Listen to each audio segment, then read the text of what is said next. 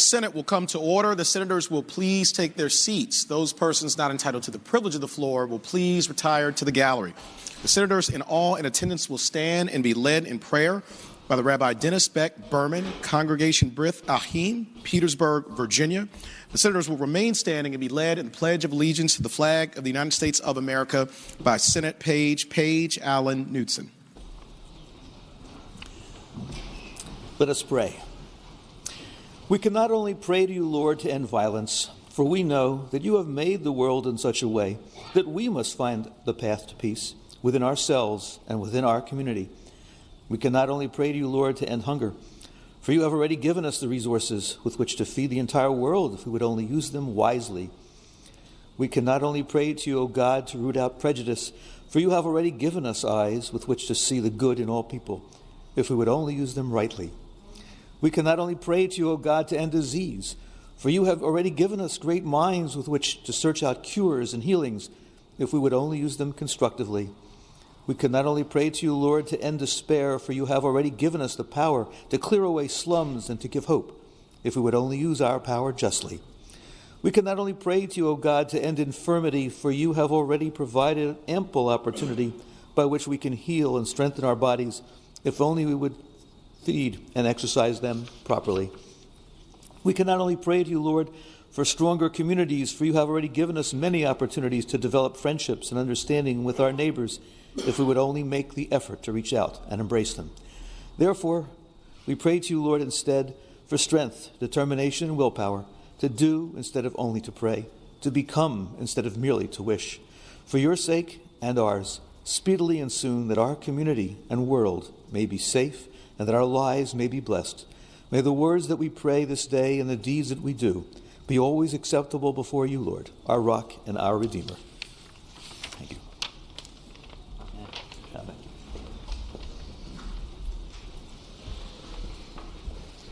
I pledge allegiance to the flag of the United States of America and to the republic for which it stands, one nation, under God, indivisible, with liberty and justice for all.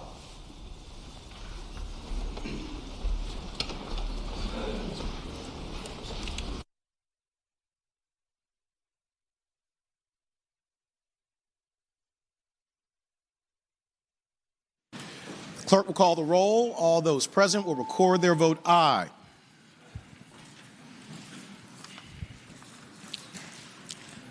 The clerk will close the roll.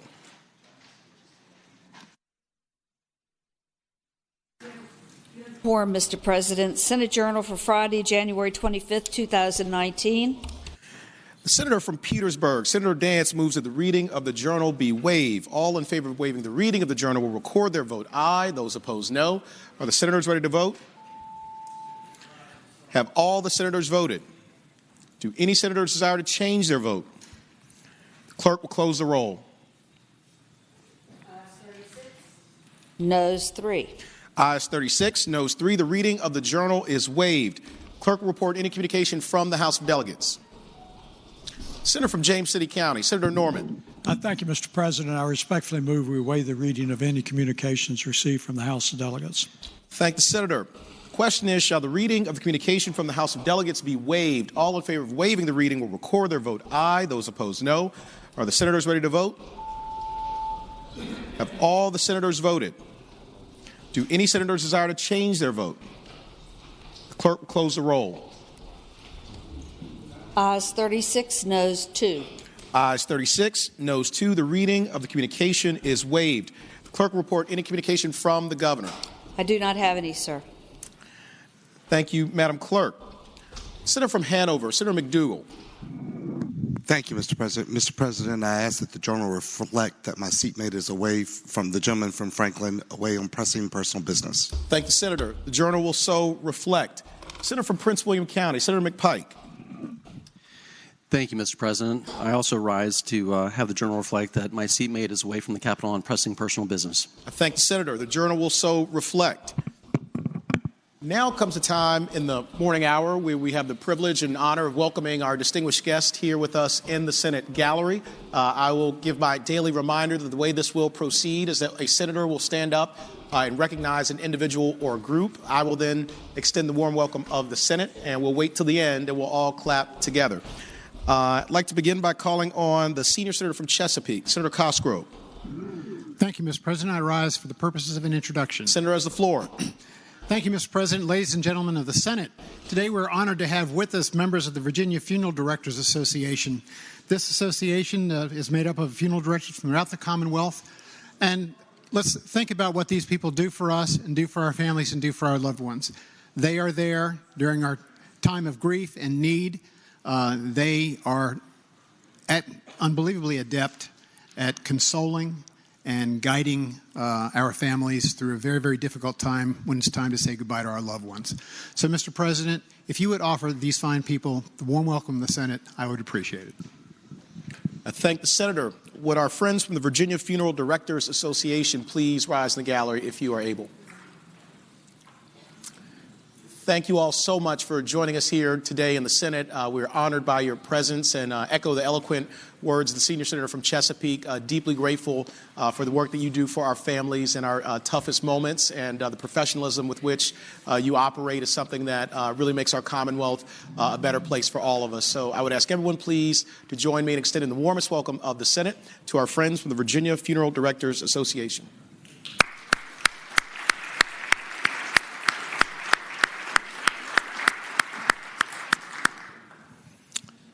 Senator from Williamsburg, Senator Mason. Thank you, Mr. President. Mr. President, I rise for the purpose of an introduction. Thank you, Senator. You have the floor. Thank you, Mr. President. Mr. President, today with us in the gallery or across the Capitol, we have the Virginia Transit Association. They're here to speak to many members about the economic development benefits, the environmental benefits, and the benefits to tourism in our local communities that transit provides. A hometown Williamsburger is the vice president, Benny Zhang, who is a protege from the gentleman from James City County, but don't hold that against him, Mr. President. So if the Virginia Transit Association's here, I hope you give them the warm welcome to the Senate. I thank the senator. Would our friends from the Virginia Transit Association in the gallery please rise if you're able? Thank you all so much for being here with us today. Thank you for your leadership in such a critical area for the Commonwealth of Virginia, our economy, our environment. The eloquent words of the senator from Williamsburg, Senator Mason, I think captured the importance of the work that you all do every single day. I see a lot of friendly faces from around the Commonwealth, Hampton Roads, and elsewhere, and we are grateful for all that you all do to make us a better Commonwealth. So I would ask everyone, please, to join me in extending the warmest welcome of the Senate to our leaders from the Virginia Transit Association.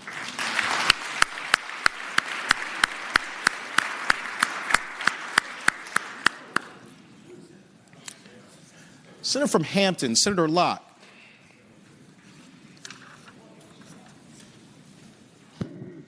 Thank you, Mr. President. I rise for two introductions. Thank the senator. You have the floor. Mr. President, in the gallery today, we have Gabrielle Nicole Jefferson. She is a junior in the Center for Education and Human Development at Glen Allen High School with a 4.5 GPA. She hopes to study communications and political science at her prospective schools, Brown University or Berkeley. At the University of California, Berkeley. She's a member of the James River chapter, Jack and Jill of America Incorporated.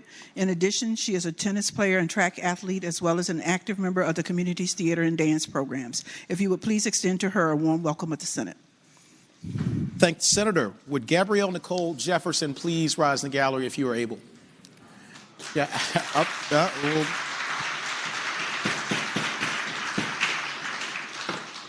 You definitely deserve 2 rounds of applause with all those accomplishments, but next time we'll just wait till the very end. Gabrielle, thank you so much for being here today. The senator from Hampton, Senator Locke, talked about your incredibly impressive record academically and in sports and in the arts, and we are very proud of you, grateful for all that you're doing and all that you will do. You can have a lot of schools to pick from, I'm sure. They'll all want you, and we wish you nothing but success in your life and in your career. I would ask everyone please to join me in extending the warmest welcome of the Senate to our leader, Gabrielle Nicole Jefferson.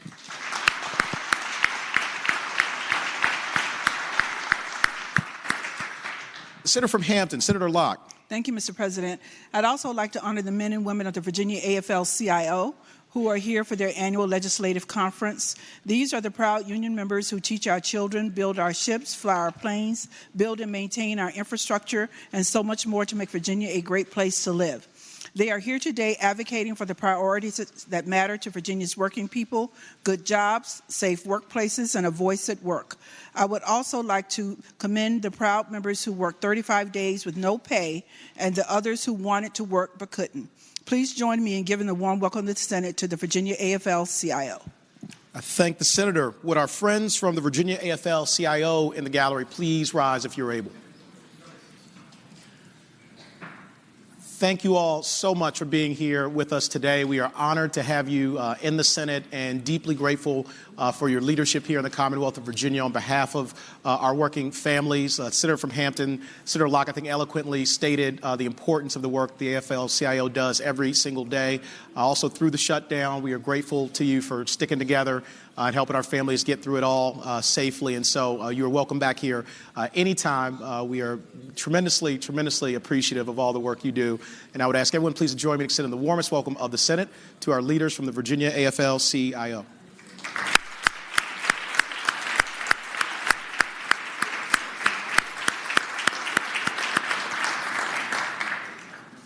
Senator from Chesterfield, Senator Chase. Thank you, Mr. President. I rise for the purpose of an introduction, please. I thank the Senator. You have the floor. Mr. President, today in the gallery, we have a number of amazing and awesome teachers.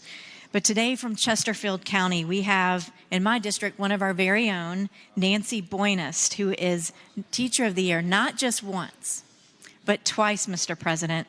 And I love looking at her bio here. She's actually been a learning disabilities teacher since August of 1990, 28 years and 6 months. That's a long time. And so, Mr. President, I would just ask that we would offer her the warm welcome of the Senate.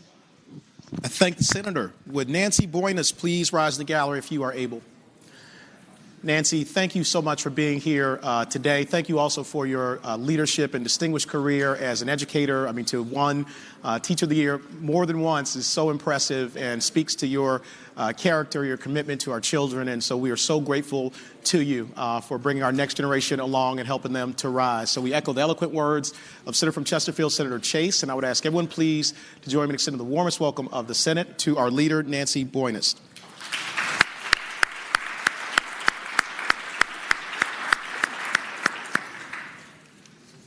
Senior Senator from Virginia Beach, Senator Wagner. Thank you, Mr. President. I rise for purposes of an introduction. Senator has the floor. Thank you, Mr. President. Today we have visiting with us a student from Christopher Newport University, Kristen Bennett. Kristen is a political science major with minors in human rights and conflict resolution. I think we might invite her to stay a while with the conflict resolution. She graduates in May. She's a senior. Her low point of her college career was having to attend a class I taught, Mr. President, last semester. But indeed, I had 13 of some of the brightest students I've ever had the opportunity to teach. And if I ever worry about the future, I don't worry any longer based on the students that were in my class. She graduates in May, and she took a lesson from my class. One of those is the importance of internships, and she's currently interning with the City of Newport News. And she is here right now with Ms. Jerry Wilson. Jerry represents the City of Newport News on all issues up here in Richmond. So I ask that you give them both the warm welcome of the Senate, Mr. President. Thank the Senator. Would Kristen Bennett and Jerry Wilson please rise in the gallery if you're able? Kristen and Jerry, thank you all so much for being here today. We are grateful for your presence. Kristen, what a wonderful record you have put together, and congratulations on your internship. Senior Senator from Virginia Beach, I know, is incredibly impressed by you and the other students who we got to teach, so we look forward to great things for you in your career. Jerry, thanks for all you do for Newport News and for the Commonwealth of Virginia. You're welcome back here anytime, and I would ask everyone please to join me in extending the warmest welcome of the Senate to Kristen Bennett and Jerry Wilson.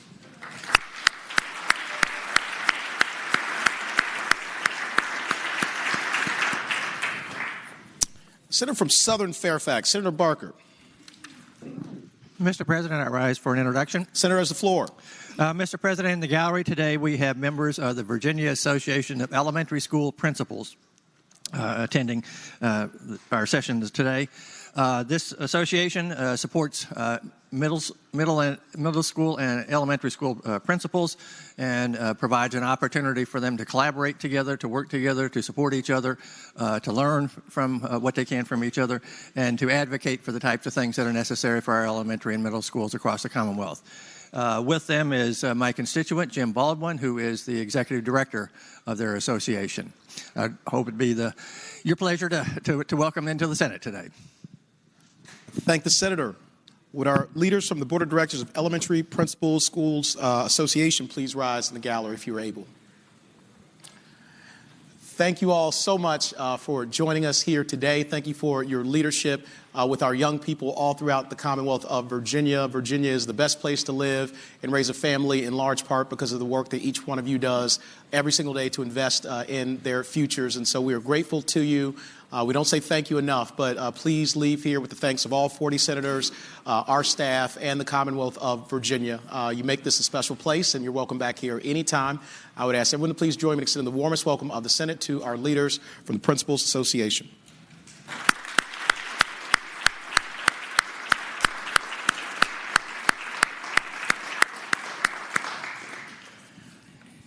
Senator from Petersburg, Senator Dance. Thank you, Mr. President. I rise for an introduction. Thank the Senator. You have the floor. Mr. President and members of the body, our invocation today was delivered by Rabbi Beck Berman of Congregation Berth Hakeem in Petersburg. Rabbi Dennis has been the spiritual leader since August 1993. The rabbi is a part-time chaplain at the Beth Shalom Life Care Community, an auxiliary Jewish chaplain at Fort Lee, and for many years visited Jews in local, state, and federal prisons, as well as Central State Hospital and the Southside Virginia Training Center. Rabbi Beck Berman has served as executive secretary and past president of the Petersburg Area Clergy Association, and spent over 10 years as an active duty military chaplain and retired as a lieutenant colonel in the United States Army Reserve after 21 years of service. Rabbi Dennis, as I'd like to refer to him, is one that is an inclusive person that embraces the whole community. And I remember my times as a mayor when I, like all other leaders representing all economical faiths, were invited to be a part of the Holocaust celebration and to speak, to give recognition. And I will always remember his inclusiveness and how he brings people together. He is here today with his lovely wife, Julia, and they, too, are the proud parents of Sarah and Rachel. So, Mr. President, I ask that you would extend to Rabbi Dennis Beck Berman the warm welcome of the Senate and his wife. Thank the Senator. Rabbi Beck Berman and your wonderful wife, would you please rise in the gallery if you're able? Thank you all so much for being here with us today. We're honored by your presence. Rabbi, thank you for that beautiful prayer. Certainly set the exact right tone for us to conduct our business here in the Senate. We're grateful for all you do in Petersburg and your moral leadership here in the Commonwealth of Virginia, and would echo the eloquent words of the Senator from Petersburg, Senator Dance. You're welcome back here anytime, and I would ask everyone to please join me in extending the warmest welcome of the Senate to our two distinguished guests.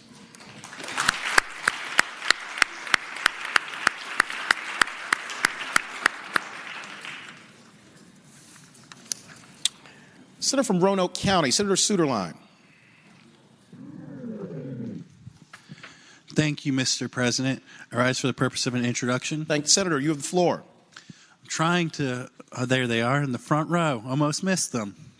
Mr. President, I hope that you'll give the Senate's warm welcome to some constituents of mine from Franklin County, who several of you have met over the years. Laveda has been talking about advocacy for autism. Alliteration is difficult. She's been an advocate for children with autism for several years now here in the General Assembly, and she's here with two of her children, Elena and Adriana, who I've got to know over the last several years, and she's here today specifically meeting with folks to talk about legislation dealing with insurance coverage for children with autism that will be considered in the Commerce and Labor Committee later today. So several of you have already got to talk to her. Some of you will get to see her later. And I hope the Senate will give them the warm introduction. Thank the Senator. Would Levada, Elena, and Adriana please rise in the gallery if you are able?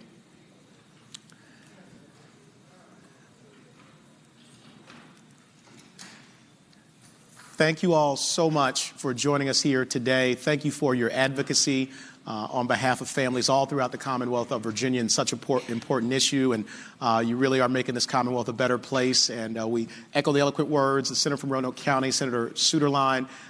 We are deeply appreciative of all your commitment and look forward to having you back here many more times to come. I would ask everyone please join me in extending the warmest welcome of the Senate to our three distinguished guests.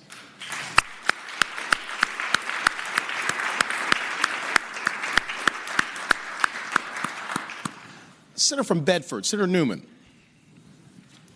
Mr. President, I rise for the purpose of an introduction. Senator has the floor.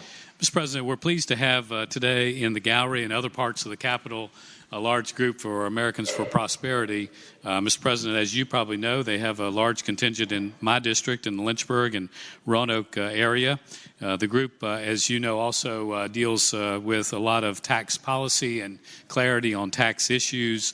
They are very strong pro-jobs and economic development. Also, they are very much concerned about reducing regulation and making Virginia a more prosperous place. Mr. President, I hope that you would give Americans for Prosperity the warm welcome to the Senate. Thank the Senator. Would our friends from Americans for Prosperity with us in the gallery please rise if you are able?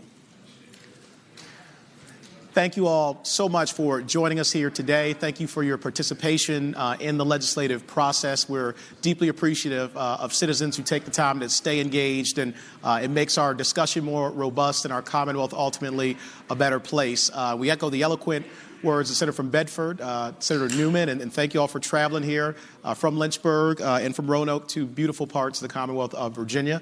And I would ask everyone to please join me in extending the warmest welcome of the Senate to our friends from Americans for Prosperity.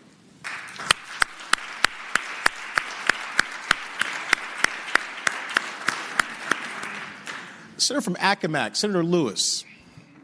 Mr. President, rise for the purpose of an introduction. Senator has the floor. Mr. President, members of the Senate, today, this is a segue from an introduction given earlier by the Senator from Williamsburg as to members of the Virginia Transit Authority, our Transit Association, visiting with us today.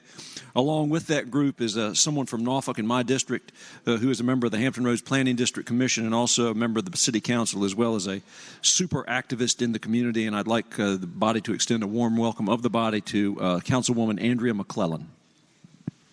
I thank the Senator. Would Councilwoman Andrea McClellan please rise in the gallery?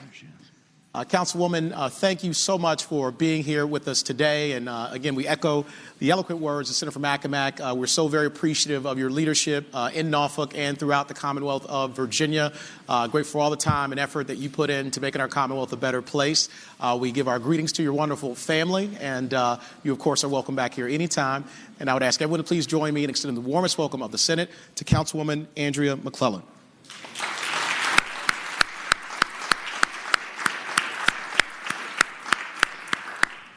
Junior Senator from Richmond City, Senator McClellan. Thank you, Mr. President. I rise for two introductions and maybe a third if they can get in the gallery. Senator has the floor. The first one on behalf of the Senator from Portsmouth and the Senator from Petersburg, I'd like to introduce you to our sorors, the ladies of Delta Sigma Theta Incorporated, who are here today for their Legislative Advocacy Day. Founded on January 13th, 1913 by 22 collegiate women at Howard University, they immediately got involved in the social issues of the day by their first public action was to march in the suffragette march in Washington, D.C. to advocate for women's suffrage. And they've been trailblazing ever since, working to improve the lives in the communities, particularly in the African-American community, but not exclusively. Some of our members that you may have heard of are Brigadier General Hazel Johnson Brown, Congresswomen Shirley Chisholm and Barbara Jordan, actress Ruby D. Davis, former Secretary of Labor Alexis Herman, civil rights icons Dorothy Height, Mary Church Terrell, Ida B. Wells, Mary McLeod Bethune, And we also have with us joining them in the gallery, Dr. Ella Ward of the Chesapeake City Council and the Vice Mayor Lisa Lucas Burke of Portsmouth. And Mr. President, I ask that you give them a warm welcome. Thank the Senator. Would our leaders from Delta Sigma Theta Sorority Incorporated please rise in the gallery if you're able? I spotted you guys, no problem. Thank you all so much for joining us here today. It's always an honor to have this incredible organization represented here in the Capitol and in the Commonwealth. And the eloquent words of the junior senator from Richmond City, Senator McClellan, I think captures the essence of all this organization has meant over the last 106 years. You've been leaders nationally and internationally. Crimson and Cream, when you see them show up, you know something good is about to happen. And as I told people, Delta literally means change.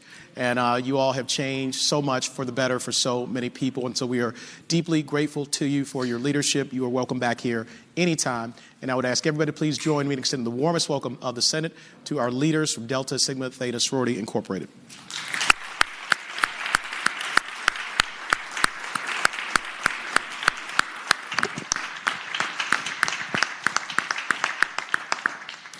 The junior senator from Richmond City, Senator McClellan. Thank you, Mr. President. We also have joining us in the gallery today the board and staff of Virginia Humanities, including their board chair, Tucker Lemon. A trailblazer in its field, Virginia Humanities is one of the largest of all 56 state and territory humanities councils with the most diverse programs and funding sources in the nation. Virginia Humanities is the only state council to produce its own radio programs and the only humanities organization in the world to partner with Google to produce virtual tours, providing access to Virginia's significant historic and cultural sites to students in K-12 and adults alike. Not only this spirit of innovation, but also commitment to diversity and inclusion and sharing Virginia's stories has distinguished this organization since its inception in 1974.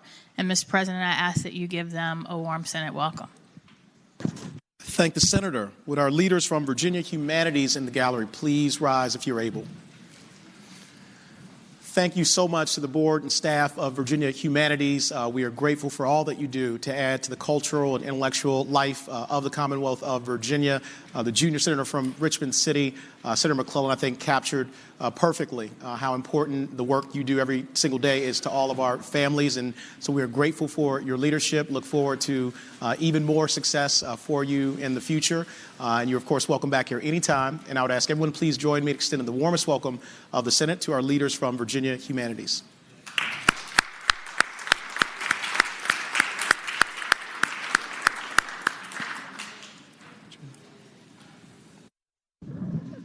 Mr. Senator from Richmond City, Senator McClellan. Yeah, I'm not sure if the last group's going to make it in. I know the gallery was packed, and I know they're trying. But joining us on the grounds today were 8th graders and the student government officers of All Saints Catholic School, representing 200 students, junior kindergarten through 8th grade, at a school known as the Gym of the North Side. About 20 of them came into my office right before I came over here to ask me questions on everything from the federal government shutdown and how it impacted Virginia to K-12 education, private education, gun violence. They had a whole host of very, very good questions for people so young, and so they're here today to watch their government in action. And wherever they're watching, I ask that you give them a warm welcome. Thank the Senator. We happen to have any of our 8th graders from All Saints Catholic Schools in the gallery. Would you please rise if you're able? All right, we're going to welcome you on television. You'll get to see this later. Thank you all so much for being here in the Capitol. Thanks for taking part in the legislative process. It's so important that our young people become involved early. And we thank the junior senator from Richmond City for her recognition of your great school and your leadership. We look forward to great things in the future for you all. And I would ask everyone to please join me in extending the warmest welcome of the Senate to our 8th graders from All Saints Catholic Schools.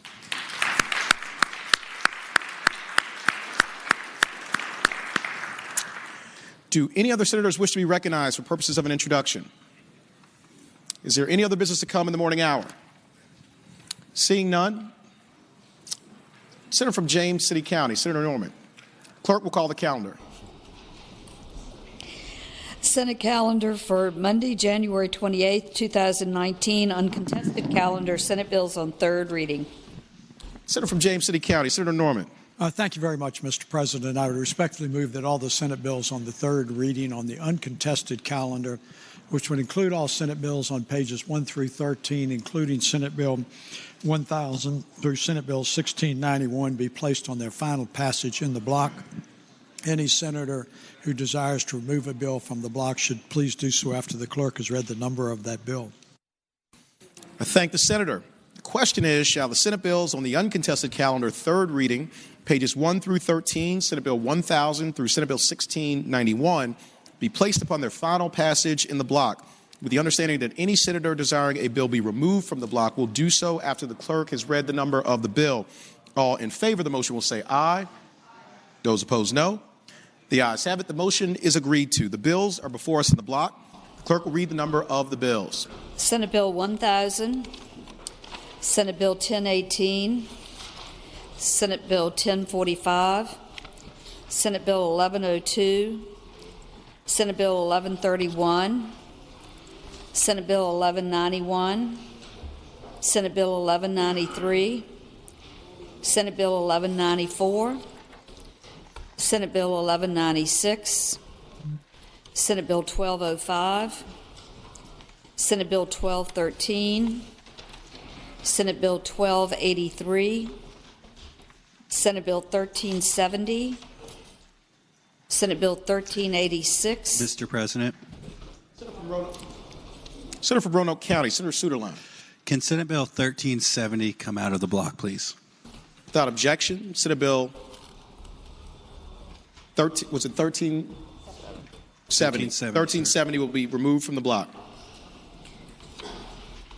Senate Bill 1386, Senate Bill 1393, Senate Bill 1396, Senate Bill 1412, Senate Bill 1424, Senate Bill 1485, Senate Bill 1495, Senate Bill 1558, Senate Bill 1562, Senate Bill 1594. Mr. President. Senator from Roanoke County, Senator Suderline. Mr. President, can Senate Bill 1594 come out of the block and by for the day? Without objection, Senate Bill 1594 will be removed from the block and will go by for the day. Senate Bill 1610, Senate Bill 1615, Senate Bill 1633, Senate Bill 1691. The question is, shall the bills in the block pass? That is all bills except for Senate Bills 1370 and 1594. All in favor of passage of the bills will record their vote aye. Those opposed, no. Are the senators ready to vote? Have all the senators voted? Do any senators desire to change their vote? The clerk will close the roll. Ayes 38, no 0. Ayes 38, no 0. The bills in the block pass. Returning to page 6, Senate Bill 1370. Senator from James City County, Senator Norman. Thank you very much, Mr. President. I would move the bill pass. And speaking to the bill, sir. Senator has the floor. Ladies and gentlemen, you might recognize that this, in fact, is the Micron technology bill, which we have been discussing for some period of time as part of the ongoing discussion with Micron when they were considering their significant expansion and investment of more than $3 billion here in the Commonwealth of Virginia. There were certain incentives that were discussed. I would remind you that Micron is a very significant corporate citizen. They're the third largest memory company in the world. That they are making a $3 billion capital investment in the Commonwealth of Virginia. It's preserving about 1,300 jobs, and we're hopeful that it's going to create about 1,100 new jobs.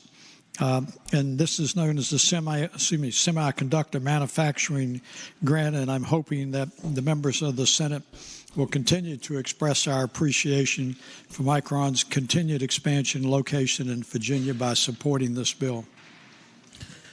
Thank the senator. For what purpose does the senator from Prince William County, Senator McPike, rise? Rise to speak to the measure. Senator has the floor. Thank you, Mr. President. Just to add on to the gentleman from James City County, the project is already started underway. In fact, they've already hired over 100 new employees to the site. We're excited about seeing the investment of the $3 billion that the senator mentioned, in addition to the research and development in Virginia. This is a significant impact to Virginia's exports, roughly $1 billion projected per year. And with that, Mr. President, ask the body to support the measure. Thank the senator. Do any other senators wish to be heard on Senate Bill 1370? Seeing none, the question is, shall Senate Bill 1370 pass? All in favor of the motion will record their vote aye. Those opposed, no. Are the senators ready to vote? Have all the senators voted? Do any senators desire to change their vote? Clerk will close the roll. Ayes 36, noes 2. Ayes 36, noes 2. Senate Bill 1370 passes.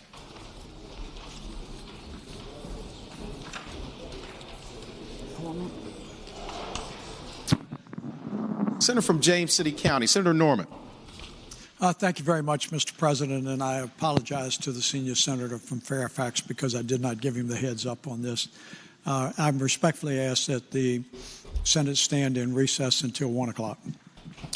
Without objection, the Senate will stand in recess until 1 o'clock. Mr. President, I would respectfully ask that the Senate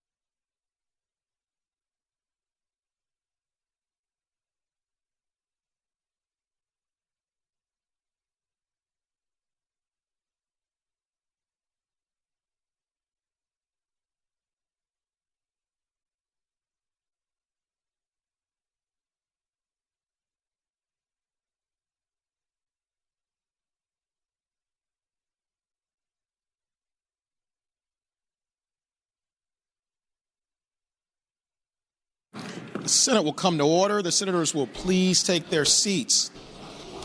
Those persons not entitled to the privilege of the floor will please retire to the gallery.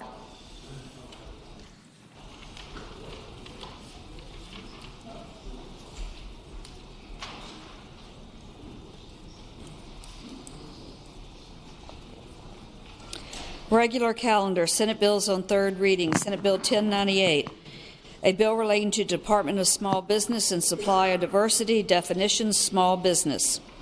Senator from Western Fairfax, Senator Marsden. Thank you, Mr. President. Could that bill go by for the day? Without objection, Senate Bill 1098 will go by for the day. Senate Bill 1169, a bill relating to apprenticeships, ratio of apprentices to journeymen. Junior Senator from Virginia Beach, Senator DeSteff. Mr. President, could that bill go by for the day? Without objection, Senate Bill 1169 will go by for the day. Senate Bill 1623, a bill related to confidentiality of tax information, local tax officers sharing tax information with certain local administrative officers in the city of Manassas Park. Senator from Prince William County, Senator McPike. Mr. President, I'm going to make a motion in just a moment on the bill. Before that, I'm going to move the bill past for a moment, and then I'll withdraw it. How about that? Senator has the floor. Thank you, Mr. President. Senate Bill 1623, it lays out a framework for Manassas Park. It allows a framework which would be permissible for the Treasurer or Commissioner of Revenue to share information. So it's a may within this bill, Mr. President. This body needs to, I think, take a look at a larger context. I know many of you have been diligently involved in those localities that are in fiscal distress. And this is a serious issue, and I'm glad the body decided to set up the review process through the Auditor of Public Accounts. There's been a tremendous amount of resistance, even though this bill is fairly narrowly tailored to Manassas Park, allows them to share if they should choose to. And this locality had fiscal information lost through their IT system, and they've been working to reconstruct it. Now, as many of you know, over the last couple of weeks, many commissioners and treasurers across Virginia have written or called you concerned about the sharing of information. And I'd suggested to you that even though I've worked with them on many different provisions to try to narrow this, I appreciate their effort and I appreciate their concern, but I fear that the issue is somewhat, their vision of this is somewhat short-sighted, Mr. President. Ultimately, if you've seen the list of those localities in fiscal distress, you know they're in a pretty difficult situation. And ultimately, this body is going to be facing, likely in the next 5, if not 10 years, those localities that can no longer operate as a city. And I'm not saying this one is, but I think we've got to be understanding the context of in that list. This body will have to take some action on reversions to towns and other fiscal areas that will make an impact. And so while I know the body is not likely to support this measure today, I wanted to make sure you understand that context. Because there's a lot of cities all across all parts of Virginia, although you might be hearing from commissioners and revenues or treasurers, guess what? It's not going to matter if they revert because their constitutional positions will be gone. So either we provide a tool for a locality to step in and provide a means to share information when they have such small staffs that can make a difference to get them fiscally sound and recovered, or we can write them off. And then we're going to have to pay for it and create a context for counties to adopt and change the governance structure. That's really the choice. That's really the choice, Mr. President. And so beyond belaboring it like a few other bills that we've had on the docket on third read today, Mr. President, I'm going to move we strike the measure. Thank the Senator. The Senator first want to withdraw passage, the motion to pass. Mr. President, I can amend it to withdraw the motion to pass and then move to strike the measure.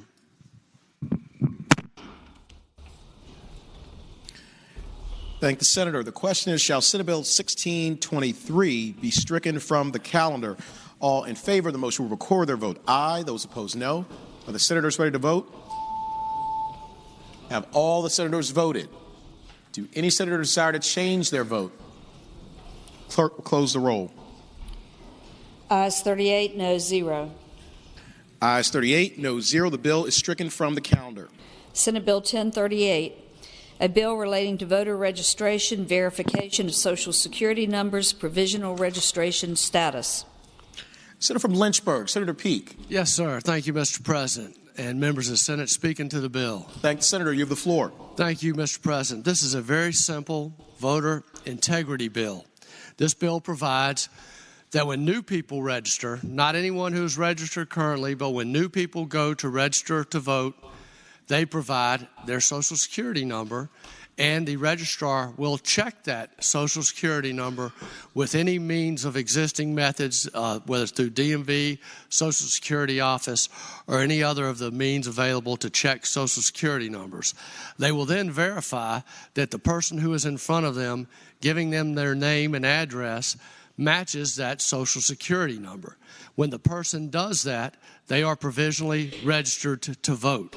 If it turns out that in doing that check that Social Security number does not come back to that person, they will receive a letter, and then they will have time to go to the registrar and provide the correcting information. I know in the committee there was a lot of talk about transposing Social Security numbers, things like that.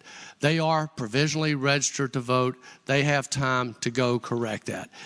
And you look back at what's been going on in our elections. If you look over the past 12 years, over the past decade, 12% of our House of Delegates elections and 4% of the Senate of Virginia elections have been decided by fewer than 1,000 votes. We just had last year election decided by a lottery, and another was sent to federal court. We have to do everything that we can to ensure one person, one vote, that every vote counts, and that every vote that is cast by a registered citizen of Virginia who actually is who he says he is when he registers to vote. So I ask, therefore, Mr. President, members of the Senate, that we pass this bill. Thank the Senator. For what purpose does the Senator from Alexandria, Senator Eben, rise? Would the Senator from Lynchburg yield for a question? Will the Senator yield? Yes, sir, Mr. President. Senator Yields, you have the floor. I would ask the Senator if he's had conversations with the Federal Social Security Administration about their willingness to work with us on this and the speed that they might do it. Senator, the floor. Mr. President, I'll say no. I've had absolutely no conversations with the Social Security Administration. I have, however, talked with registrars from across the state who support this bill, and we are not asking them to do anything. They have their system.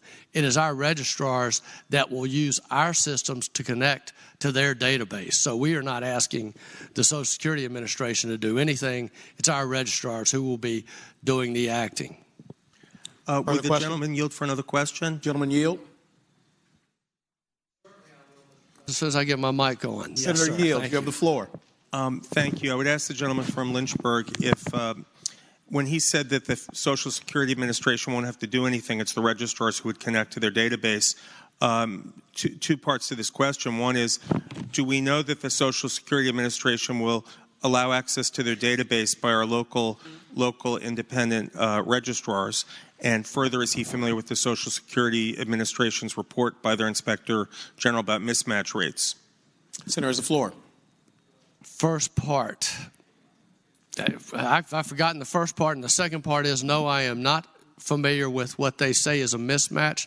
And that is why in this bill, we have that protection built into the bill so that they are automatically registered to vote when they provide that information. And if it comes back that there is a discrepancy, they're to go back. They're given every opportunity to go back and correct that discrepancy. And if the senator from Alexandria would repeat the first part of the question. Senator, repeat it. Yes. I was asking the senator if there's if he knows that the local registrars would have access to the Social Security Administration's database, since he said that the Social Security Administration doesn't have to do anything.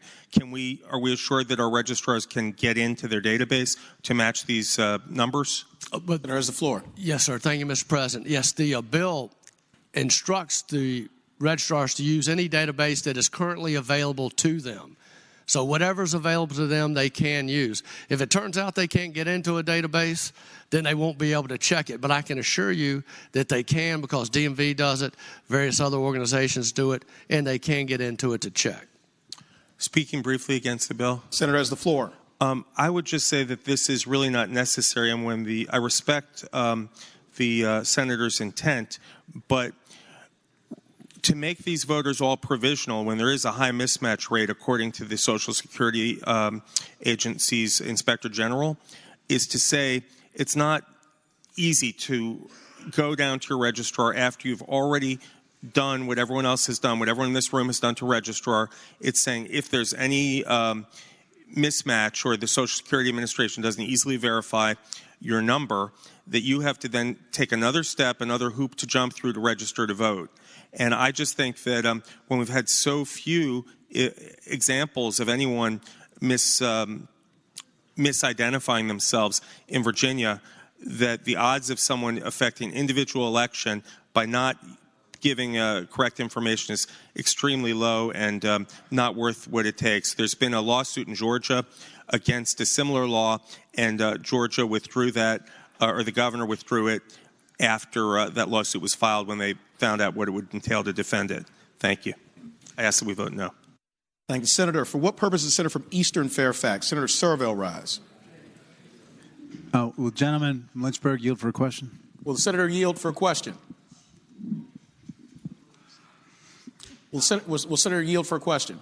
Yes, sir, Mr. President. Senator yields. You have the floor. So, thank you. I heard the gentleman say that this bill requires people to provide their Social Security numbers in order to register to vote.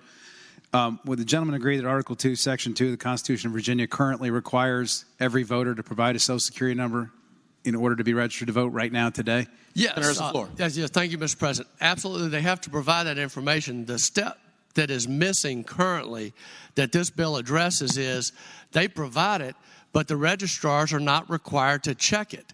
That's the purpose of this bill. If you'll recall, 2 years ago, a gentleman was being paid to register voters. What he was doing, and this was in Harrisonburg, he was going and getting names off of tombstones and registering them and providing fake Social Security numbers. He registered a number of people, got paid by some entity to do that. One of the registrars recognized the name as someone that went to their church who was deceased. That's the only way this person was caught, who was registering people with real names, providing fake Social Security numbers. That's why we have this bill. That's what this bill addresses. They do provide their Social Security numbers. Now we're asking the registrars to actually check those numbers to make sure that the person who shows up is who they say they are. Further question? The gentleman yield for another question. Senator yield. Yes, sir. Mr. Senator yield, you have the floor. So does the gentleman also agree that the current voter registration form states on the bottom, warning, intentionally voting more than once or making a materially false statement on this form constitutes the crime of election fraud, which is punishable under Virginia law as a felony. Violators may be sentenced up to 10 years in prison or up to 12 months in jail or be fined up to $2,500. Do you agree that the current form says that? Mr. President, thank you. I do not have the current form in front of me, but I know that voter fraud is a felony. That doesn't have anything to do with the fact that that guy was providing dead people's names and the registrar wasn't checking their Social Security numbers. If we pass this bill, the registrar will check their Social Security numbers and find out immediately if they're really a person who lives in Virginia, who's a citizen of Virginia, and who is entitled to vote in our elections, picking the representatives for Virginia, our president, our United States senators. Further question? Yeah, gentleman, you have one more question. Absolutely, Mr. President. I'm having so much fun. So I appreciate the long answer to my yes or no question. But other than this one individual, I believe in Harrisonburg, who was getting paid to collect voter registration applications who got caught for using the tombstone names, is the gentleman in Virginia, is the gentleman aware of any other any other prosecution at all, ever, besides this one case that we want to change the Virginia Code for? Senator has the floor. Mr. President, thank you. Briefly, one quick question back to the senator. What is the name of the delegate that lost to Delegate Yancey in the hat draw? Do you know her name? Simons. I bet you that anybody who loses by one vote or has a name drawn out of a hat or loses by 10 votes would love to make sure that everybody that voted in that election was a citizen of Virginia and is the person that they said they were when they registered to vote. And if the registrar checks that Social Security number, we will know that before they go vote, so nobody loses an election by one vote from an illegal voter. Thank you, Mr. President. Senator, a further question? I take it the answer to my question was no, there haven't been any other cases, but no, I'll yield. Thank the senator. For what purpose is the senator from Western Fairfax, Senator Marsden, rise? Thank you, Mr. President. Speak to the bill. Senator has the floor. The thing that concerns me here is that we're asking our elections folks to do something we don't know whether they have the power to do. We don't know that they're going to have access to this system. I can't imagine it's an easy thing to get in on. Otherwise, there would be all kinds of financial fraud going on with people stealing Social Security numbers. So until we can nail down the fact that they have some kind of special private secure access to these systems to check on this thing, we're asking them to do something that they can't do, and if they can't do it, then they can't certify the voter, and it's a catch-22. And so I urge you to vote against this bill. This is a little dangerous. Thank the senator. For what purpose is the senator from Loudoun, Senator Black, rise? Mr. President, I rise simply to provide a little information to Senator has the floor. Gentleman from Eastern Fairfax County.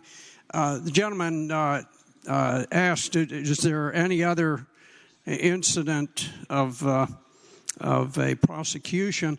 And I would just ask you to recall when our former colleague was here, Senator Tom Garrett, and you recall he was a Commonwealth attorney, assistant Commonwealth attorney, and he stood on this floor and he spoke of having successfully prosecuted 6 cases within his jurisdiction, and said that he could have prosecuted more. There's simply a limit to what he was capable of doing logistically. So there is no doubt that there are offenses. They have been prosecuted sometimes, but you know, when elections are finished, people move on. There's other things to do. So, but there's no doubt that there's a tremendous amount of misidentification. We had a problem in Loudoun County where we started to pick up on situations where people would be in the jury pool, and they would be called, and they'd say, "Hey, I'm not a citizen. You know, I can't be in the jury pool." And they would check and find out, well, they're on the voters list. And I think we had a couple thousand of them, and some of them turned out to be valid and some not, but there were a good number that were not valid. I think if you really dug deeply, you'd find we've got a lot of people. I don't think it's a handful, but as the gentleman said, if you've got one person, you think of how many elections we've seen. It's really kind of amazing how many elections get decided by, 5 votes. Like the mayor of Leesburg, I remember Kristen Umstead, when she won by 5 votes, and I recall one case we were involved in where we had a Republican candidate for supervisor who lost because he failed to vote for himself, and then at his party, which was supposed to be the victory celebration, he managed to stand up and say, "Well, I guess I was really dumb. I didn't vote for myself. I'm not sure that I'd have done that if I'd been in his position." But the fact is that we're talking about really monumental results coming about from a shift of a handful of votes, and I doubt that there is a district in the Commonwealth where you don't have a certain percentage of invalid votes. Perhaps some of them are inadvertently cast, but I think there are also people who who subscribe to the idea that you vote early and often. You vote in a couple of states if you can vote in a couple of states. I know up in New Hampshire, it's common knowledge. They say, look, on election day, you look out in the parking lot, and people got license plates from all different states surrounding New Hampshire. So the idea that this doesn't go on, I mean, really, it is very common. I got to tell you, I think there are third world countries that have voter integrity that match ours or exceed it. So anyway, I just wanted to ask the gentleman if he would just sort of recollect back to Senator Garrett and his testimony before this body. Thank you. Thank the senator. Do any other senators wish to be heard on Senate Bill 1038? Seeing none, the question is, shall Senate Bill 1038 pass? All in favor of the motion will record their vote aye. Those opposed, no. Are the senators ready to vote? Have all the senators voted? Do any senators desire to change their vote? Clerk will close the roll. Ayes 20, noes 18. Ayes 20, noes 18. Senate Bill 1038 passes. Senate Bill 1158, a bill relating to carrying a concealed handgun, permit not required. Senator from Loudoun, Senator Black.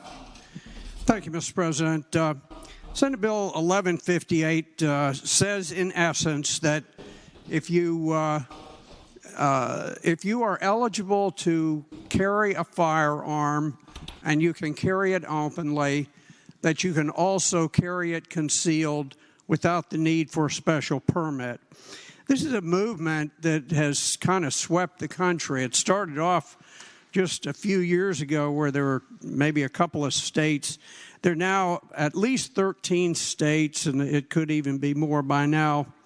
But as so often in these cases, there are all sorts of predictions that this will go wrong and that'll go wrong. And to my knowledge, I've not heard of a particular instance where there has been any problem caused by this. So anyway, it gets us back to the core of the Second Amendment, which says that individuals have the right to keep and bear arms, and I ask that you support the measure.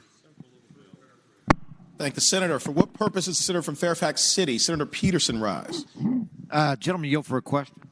Will Senator yield? Yes, I do. Senator Yield, you have the floor. I'd ask the gentleman, I read this thing, I feel like at least 8 times before I actually understood it. The way I understand it is you don't need a concealed carry license to conceal carry in a place where you can open carry. Do I have that stated correctly? I believe that is correct. Further question, Mr. Chair? Further question? Yeah. Senator Yields. Why not just repeal the whole statute?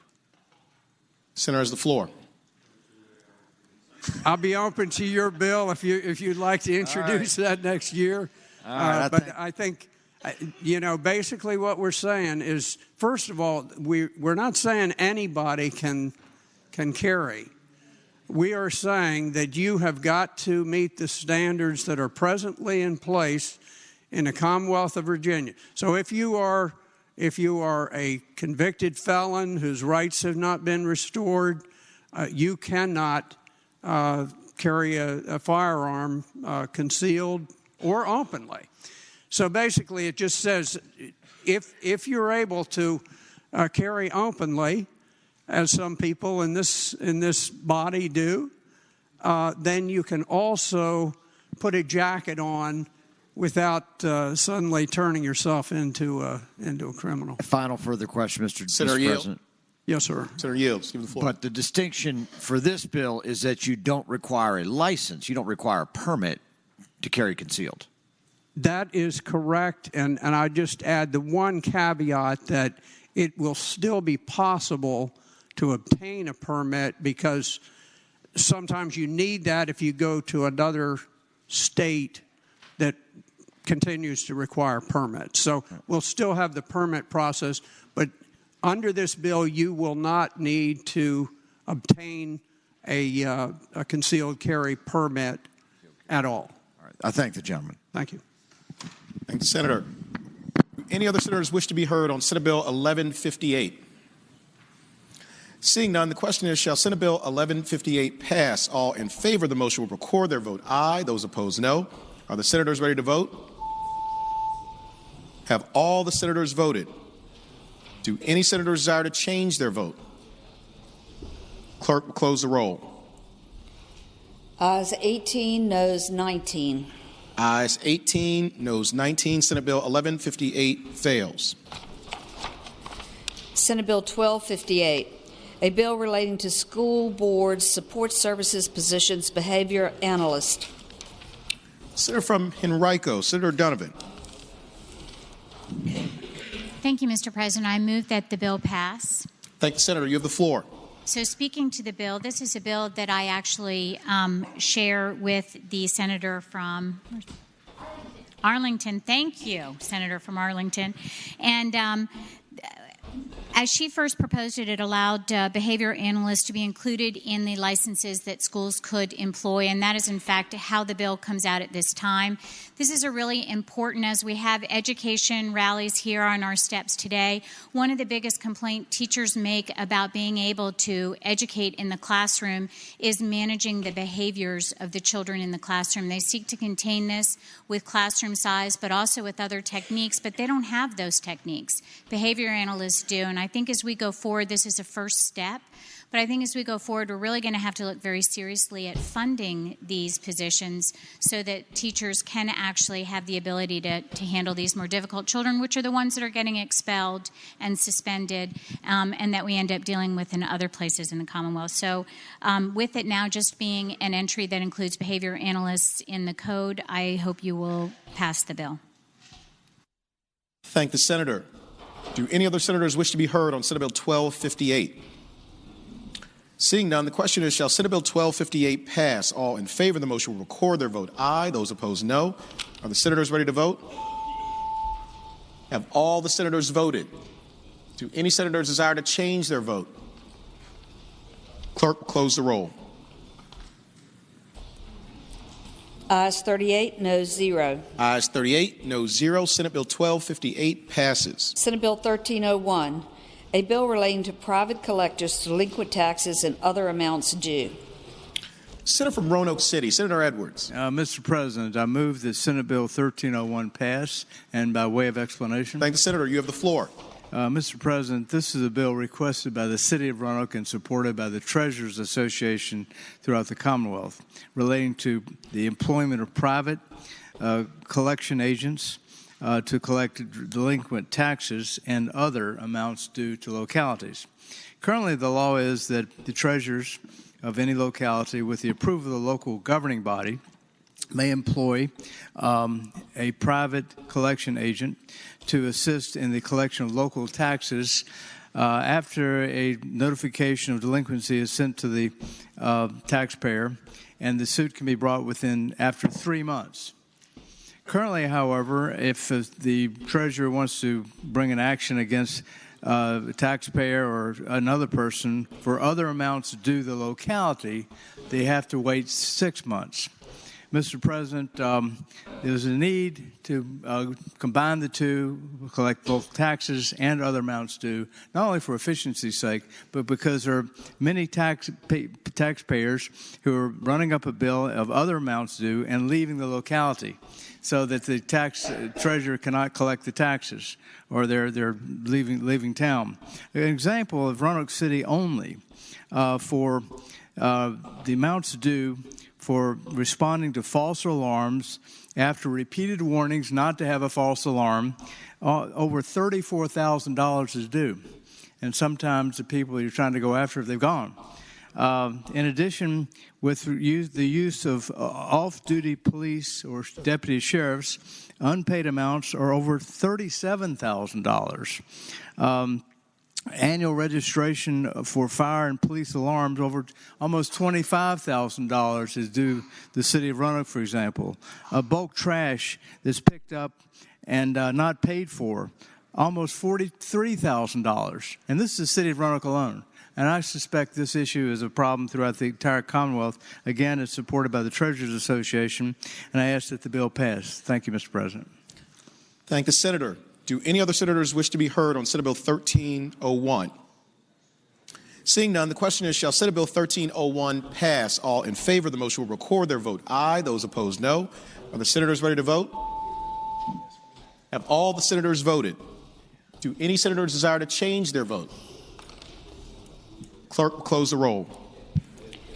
Ayes 22, noes 16. Ayes 22, no 16. Senate Bill 1301 passes. Senate Bill 1350, a bill relating to corporate limits, town council, and mayor.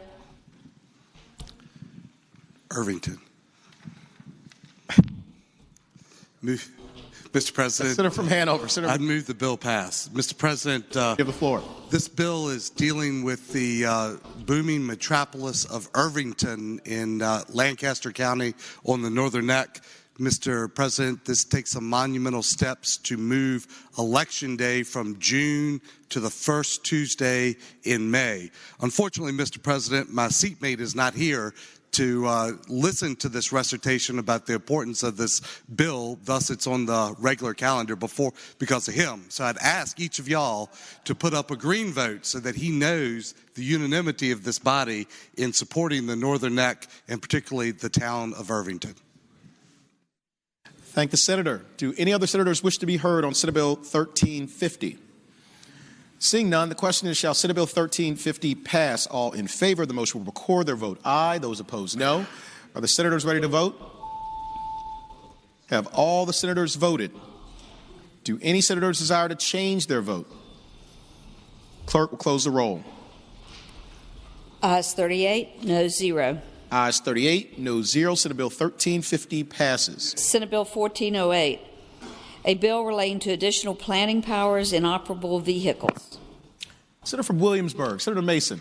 Thank you, Mr. President. Mr. President, I move Senate Bill 1408 pass. And speaking to the motion. I thank the senator. You have the floor. Mr. President and members, we have a consistent theme here on page 17 that we have one nay vote. I'm sorry, the gentleman's not here to enjoy James City County's repeated request to bring their inoperable vehicle problem to a close. But, Mr. President, we have about 3 neighborhoods that don't have homeowners associations, so they're just trying to get to the point they can utilize the code section that either or you don't have you have an inspired inspection sticker or inspired license plate.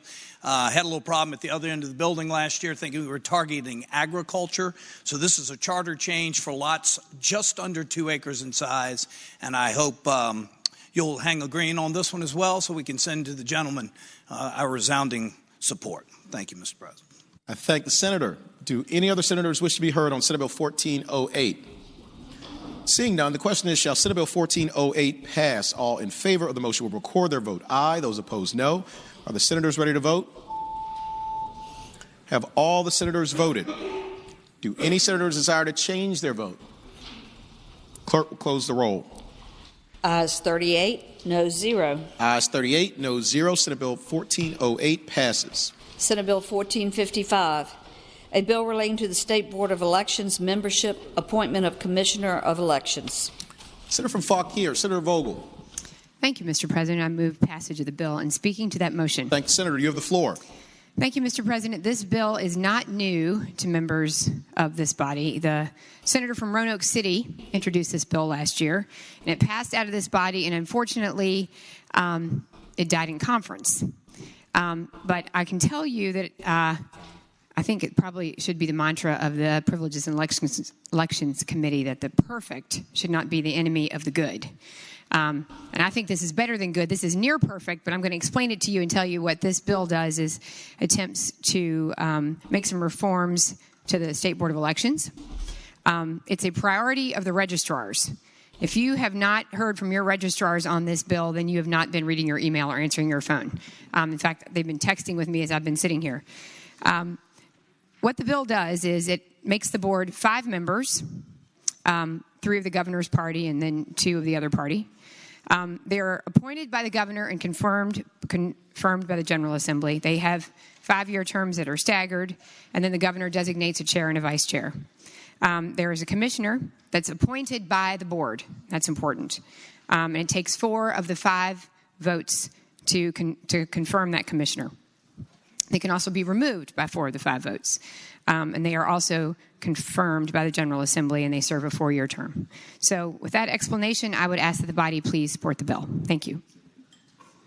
Thank the senator. Do any other senators wish to be heard on Senate Bill 1455? Seeing none, the question is, shall Senate Bill 1455 pass? All in favor of the motion will record their vote aye. Those opposed, no. Are the senators ready to vote? Have all the senators voted? Do any senators desire to change their vote? The clerk will close the roll. Ayes 35, noes 2. Ayes 35, noes 2. Senate Bill 1455 passes. Senate Bill 1506, a bill relating to Radford University, authority to establish Radford University Roanoke Division. Senator from Grayson, Senator Carrico. Thank you, Mr. President. Move the bill pass. Thank you, Senator. You have the floor. Speaking of the bill, Mr. President, this is Senate Bill 1506 that is the enabling legislation that allows Radford University to acquire the Jefferson College of Health in Roanoke. They're both a Roanoke Division college. By adding this, you're adding to the ability to address the healthcare needs by adding more nurses to the region and to the state. You can increase. This will increase the nursing ability from 200 to about 450. And it allows Virginia Western Community College to offer an associate's degree in those programs, and I hope it would be the pleasure of the body to pass the bill. Thank the senator. Do any other senators wish to be heard on Senate Bill 1506? Seeing none, the question is, shall Senate Bill 1506 pass? All in favor of the motion will record their vote aye. Those opposed, no. Are the senators ready to vote? Have all the senators voted? Do any senators desire to change their vote? Clerk will close the roll. Ayes 37, noes 0. Ayes 37, noes 0. Senate Bill 1506 passes. Senate Bill 1579, a bill relating to standards and criteria for congressional and state legislative districts. Senator from Roanoke County, Senator Suderline. Thank you, Mr. President. I'd move that Senate Bill 1579 pass the Senate. Speaking to that motion. Senator has the floor. You okay? Thank you, Mr. President. Senate Bill 1579 is an anti-gerrymandering legislation. It's a criteria bill regarding redistricting. This is something that we discussed at length last year. If you look at the bill, it lays out the criteria in which districts would be created in the future. It starts off by talking about they would be population substantially equal. It talks about the districts will be drawn in accordance with the requirements of federal and state laws and judicial decisions interpreting such laws that address racial and ethnic fairness, including the Equal Rights Protection Clause of the Constitution of the United States and the provisions of the Federal Voting Rights Act of 1965 as amended. And it was very important to the senator from, one of the senators from Chesapeake, I can't remember north or south. To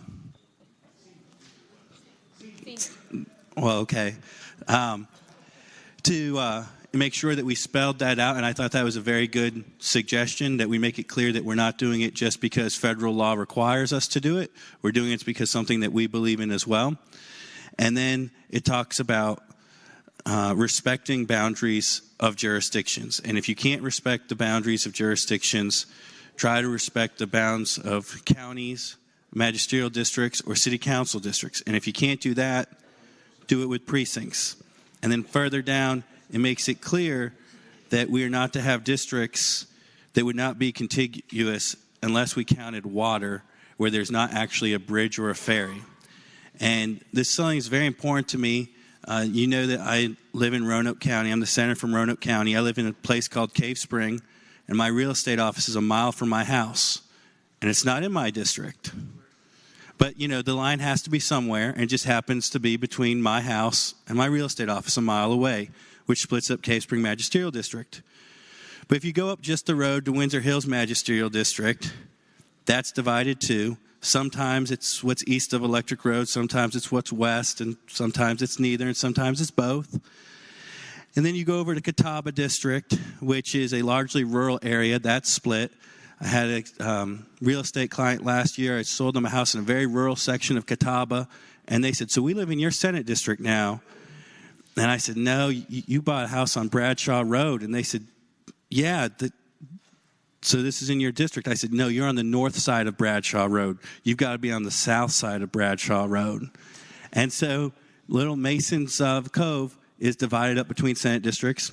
Then over on the other side of Roanoke County, in the eastern part, Hollins District, which I, as the senator from Roanoke County, don't represent either of, but it's still divided into 2 other Senate districts as well. I then get to represent all of Floyd and all of Salem, which are wonderful communities, but they happen to be the 2 smallest populations of any jurisdictions in my district, which might be why they get to be whole. Go over to Franklin County, where if it were the face of the clock, I represent from 6 o'clock to 3 o'clock. Then go over to Bedford County, which a lot of you that are familiar with geography think Bedford County is next to Roanoke County. So it's just east of us, so I would probably represent the western portion of Bedford County, right? No. The 3 precincts in Bedford County I have are very far away in the southeast corner, and it's only contiguous to the rest of my district through Smith Mountain Lake and that waterway. Then I have half of Wythe County, a third of Carroll County, and a third of Montgomery County. I then have part of Rocky Mount. I represent part of Hillsville, that large metropolis, which is a wonderful place, but it's split. And Wytheville is split at 4th Street between the senator from Grayson and myself. 4th Street's a great road, but there's nothing that makes it all that different from one side of the street to the other. And then I represent East and West Christiansburg, but the vast majority of residents of Christiansburg don't live in my district. I would suggest that when anyone says we've got a compactness requirement in our current state constitution, that we don't. There was a state court challenge to my district along with some others, and it was upheld as constitutionally compact, which is why we need a criteria bill that specifies real compactness, and that's what this bill seeks to do, while also making clear we're going to have equal as possible districts and population, and fully respecting the civil rights legislation at the federal level. I move the bill pass. Thank the senator. Do any other senators wish to be heard on Senate Bill 1579? Seeing none, the question is, shall Senate Bill 1579 pass? All in favor of the motion will record their vote aye. Those opposed, no. Are the senators ready to vote? Have all the senators voted?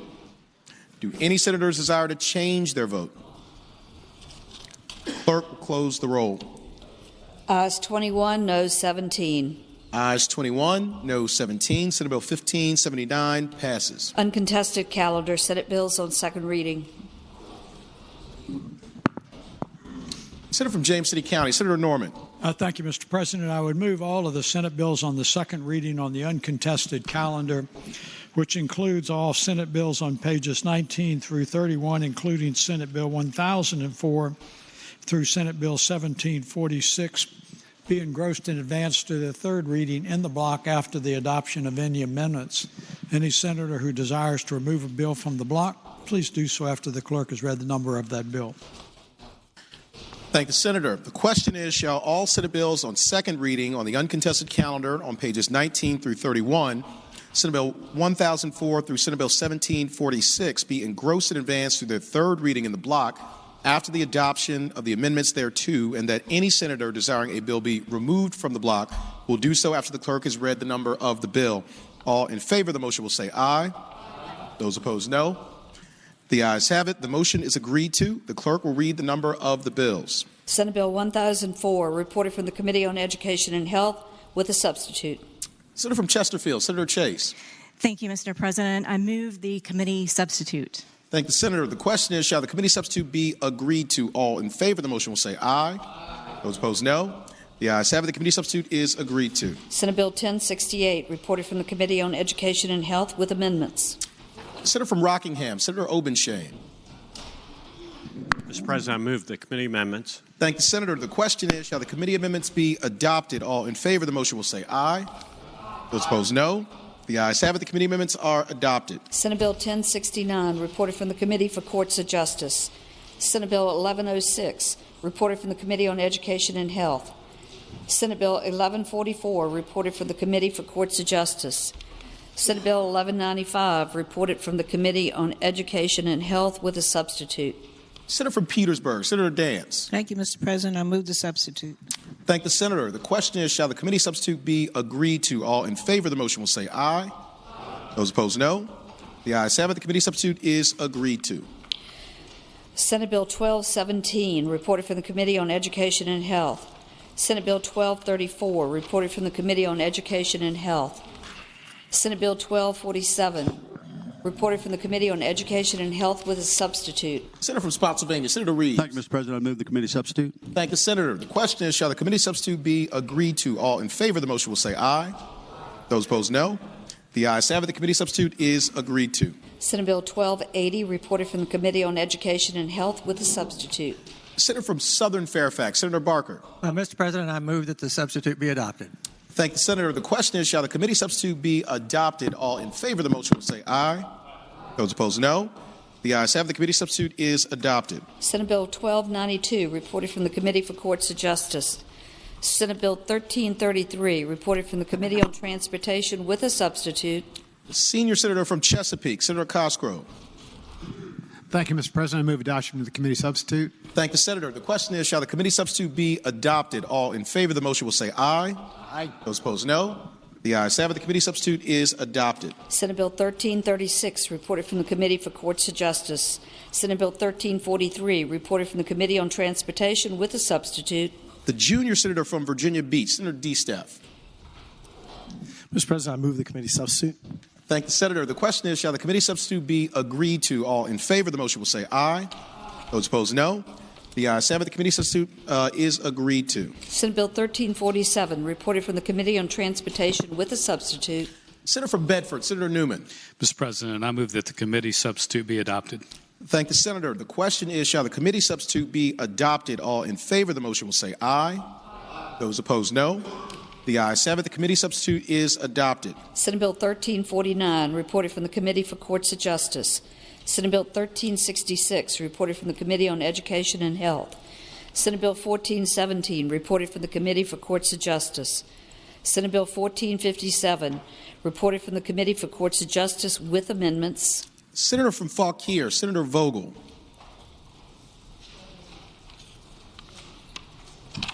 Thank you, Mr. President. I move that the amendment be agreed to. Thank the senator. The question is, shall the committee amendments be agreed to? All in favor of the motion will say aye. Those opposed, no. The ayes have it. The committee amendments are agreed to. Senate Bill 1461, reported from the Committee on Education and Health with a substitute. The junior senator from Richmond City, Senator McClellan. Thank you, Mr. President. I move the committee substitute be agreed to. Thank the senator. The question is, shall the committee substitute be agreed to? All in favor of the motion will say aye. Those opposed, no. The ayes have it. The committee substitute is agreed to. Senate Bill 1464, reported from the Committee on Transportation with a substitute. Senator from Prince William County, Senator McPike. Mr. President, I move the substitute be agreed to. Thank the senator. The question is, shall the committee substitute be agreed to? All in favor of the motion will say aye. Those opposed, no. The ayes have it. The committee substitute is agreed to. Senate Bill 1499, reported from the Committee on Transportation with a substitute, and there is a floor amendment. The junior senator from Virginia Beach, Senator D-Staff. Mr. President, I move the committee substitute. Thank the senator. The question is, shall the committee substitute be adopted? All in favor of the motion will say aye. Those opposed, no. The ayes have it. The committee substitute is adopted. The junior senator from Virginia Beach, Senator D-Staff. Mr. President, I'd like to move the floor amendment and waive the reading. Thank the senator. The question is, shall the reading of the floor amendment be waived? All in favor of the motion will say aye. Those opposed, no. The ayes have it. The reading of the floor amendment is waived. The junior senator from Virginia Beach, Senator D-Staff. Mr. President, I'd like to move the floor amendment. Thank the senator. And speaking to that, senator has the floor. What the floor amendment does is adds an enactment clause to where the committees on transportation will receive a report on December 1st, 2019 and December 1st, 2020. Thank the senator. Question is, shall the floor amendment be adopted? All in favor of the motion will say aye. Those opposed, no. The ayes have it. The floor amendment is adopted. Senate Bill 1543, reported from the Committee for Courts of Justice with a substitute. Senator from Eastern Fairfax, Senator Surville. Move the committee substitute. Thank the senator. The question is, shall the committee substitute be adopted? All in favor of the motion will say aye. Those opposed, no. The ayes have it. The committee substitute is adopted. Senate Bill 1545, reported from the Committee on Education and Health with a substitute. The senior senator from Richmond City, Senator Sturtevant. Mr. President, I move that the committee substitute be agreed to. Thank the senator. Question is, shall the committee substitute be agreed to? All in favor of the motion will say aye. Aye. Those opposed, no. The ayes have it. The committee substitute is agreed to. Senate Bill 1557, reported from the Committee on Education and Health with a substitute. The senator from Henrico, Senator Donovan. Thank you, Mr. President. I move the substitute. Thank the senator. The question is, shall the committee substitute be adopted? All in favor of the motion will say aye. Aye. Those opposed, no.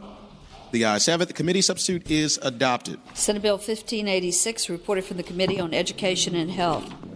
Senate Bill 1591, reported from the Committee on Education and Health. Senate Bill 1619, reported from the Committee for Courts of Justice. Senate Bill 1632, reported from the Committee on Education and Health. Senate Bill 1677, reported from the Committee on Transportation with amendments. Senator from Roanoke County, Senator Suderline.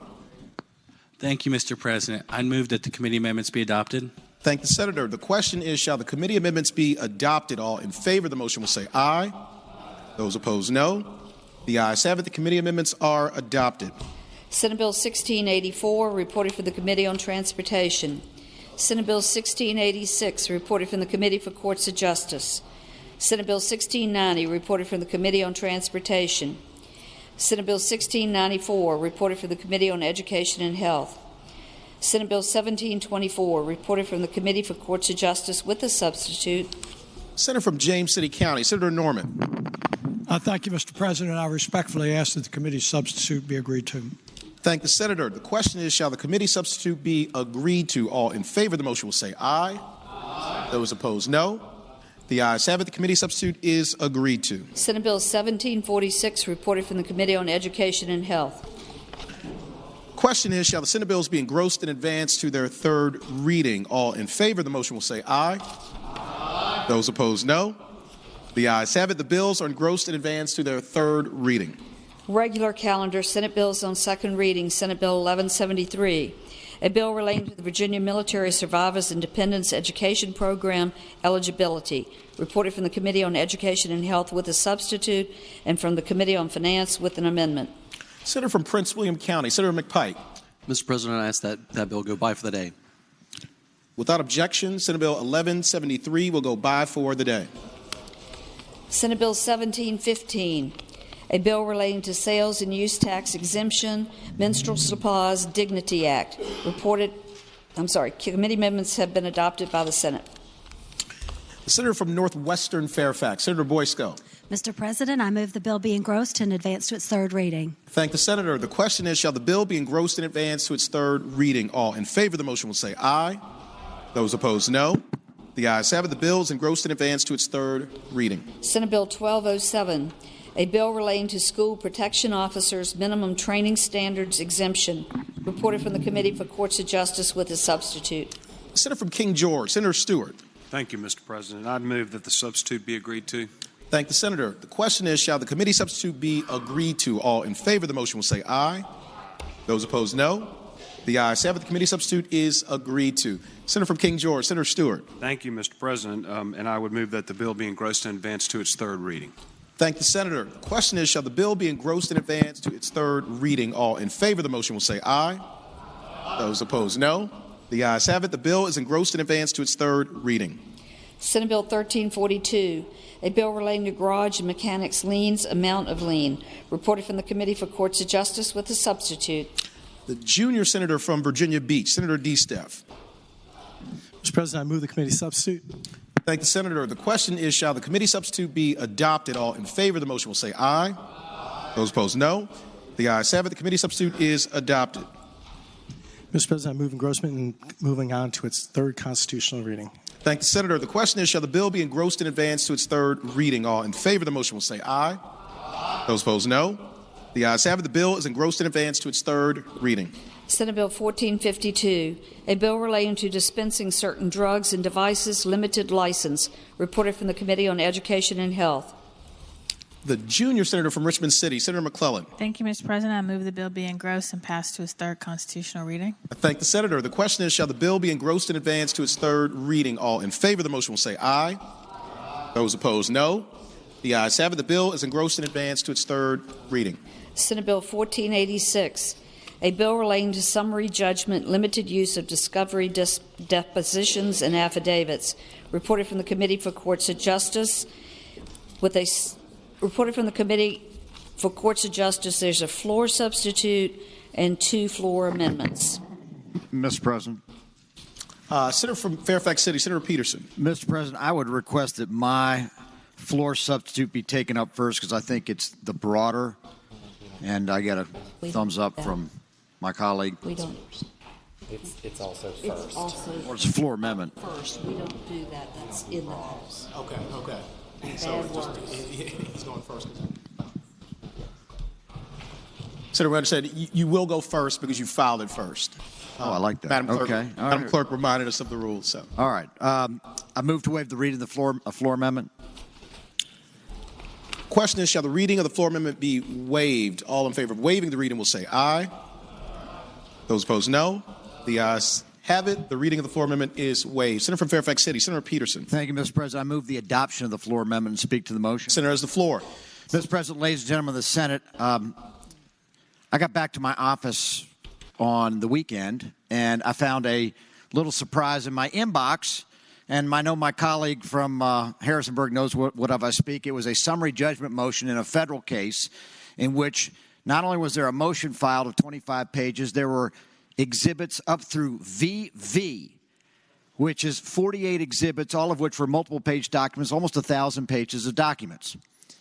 And I have to designate 4 lawyers on my team, all of which are on my payroll, to respond to this motion. Now, why am I telling you this? Because that is one of the aspects of federal litigation which drives up litigation costs and, frankly, closes the courthouse door to smaller litigants. Now, why am I talking about for this bill? This bill has been limited to only deal with commercial litigation over $50,000. It does not cover personal injury, does not cover Consumer Act cases. But take it from someone that I've been practicing for 25 years, largely representing small and minority-owned businesses. The people that will be adversely impacted by this bill are the small businesses, because the people that love summary judgment, which will double or triple litigation costs, are those people that hire the most expensive attorneys, who file the largest briefs, Senator Saslaw, and that they drive up the costs and basically close the courthouse door to the smaller litigants. I have been hearing for 10 years since I've been coming down here how business, quote, wants this. Well, if they want it, they can get it, because under my floor amendment, basically if the parties both agree to engage in summary judgment where you can use deposition transcripts and affidavits, if they both agree to that and perhaps avoid a trial, then they can do that.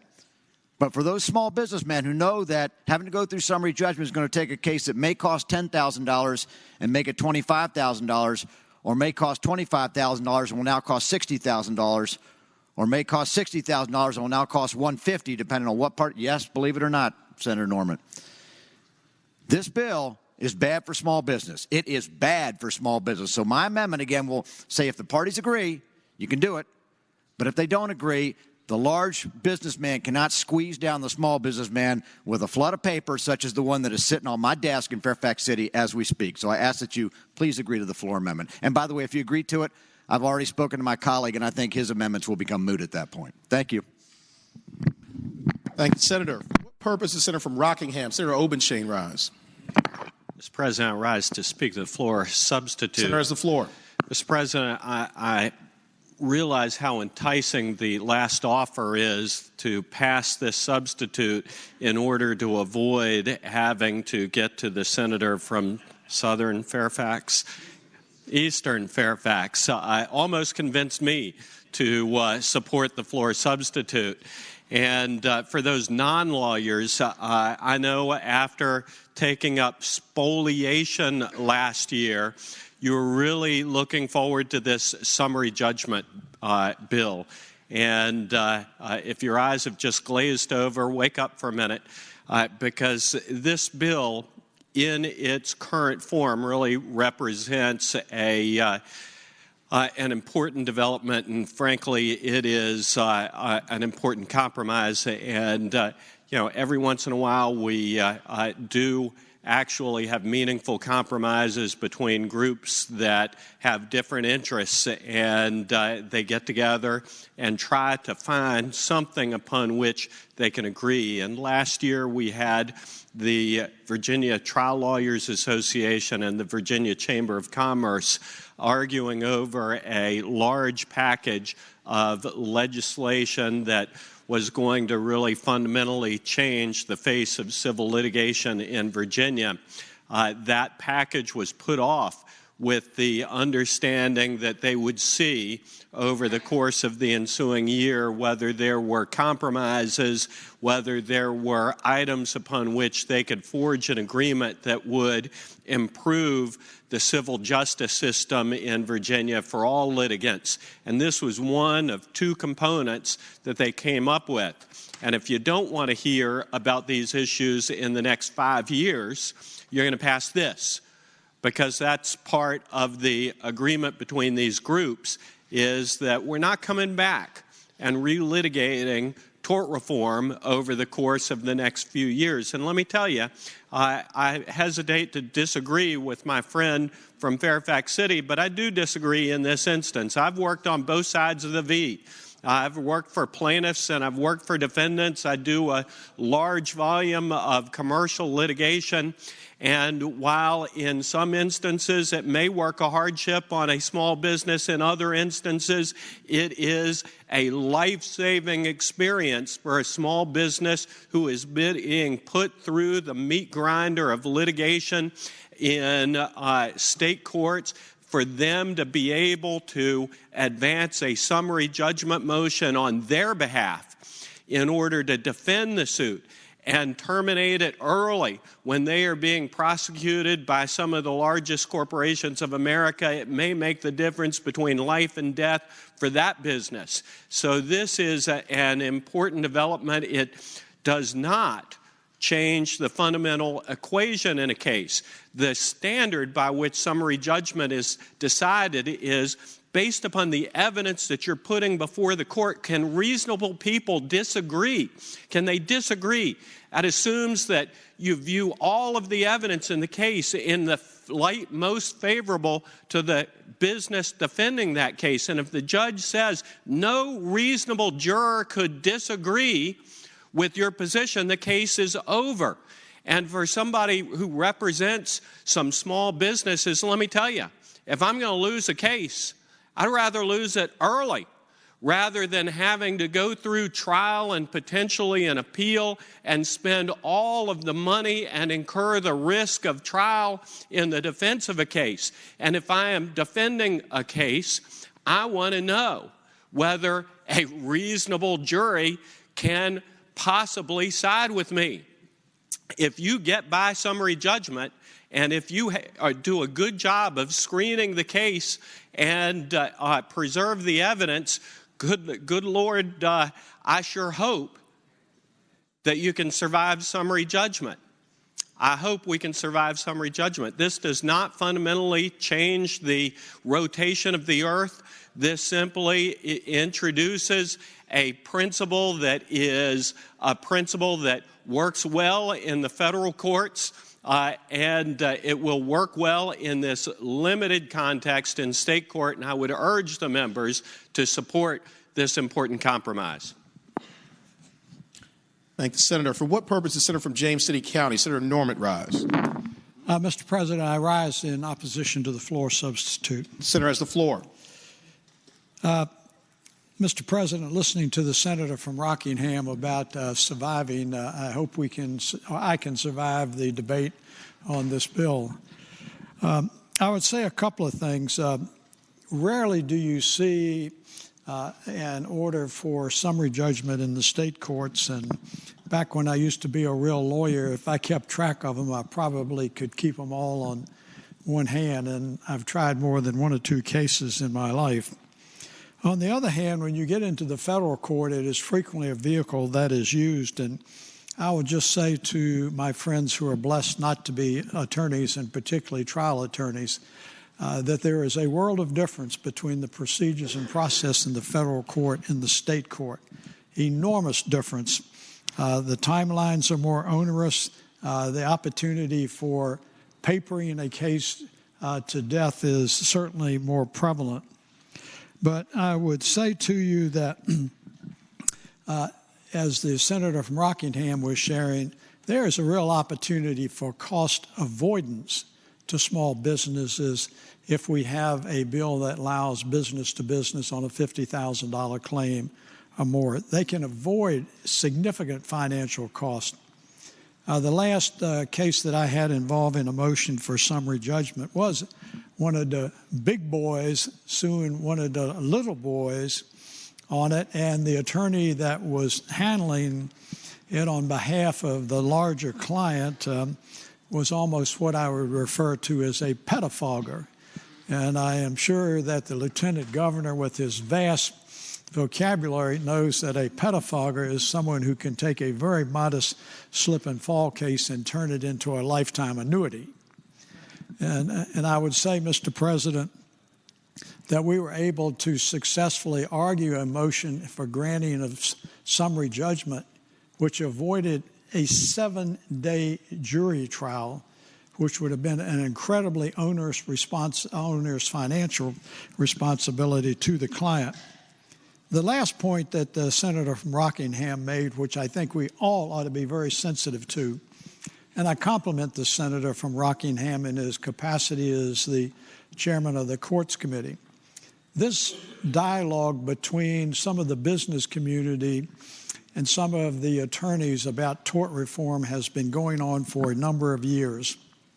Last year, those two parties were encouraged, and I use that term encouraged very loosely, to go and work out their differences and come back in the 2019 session.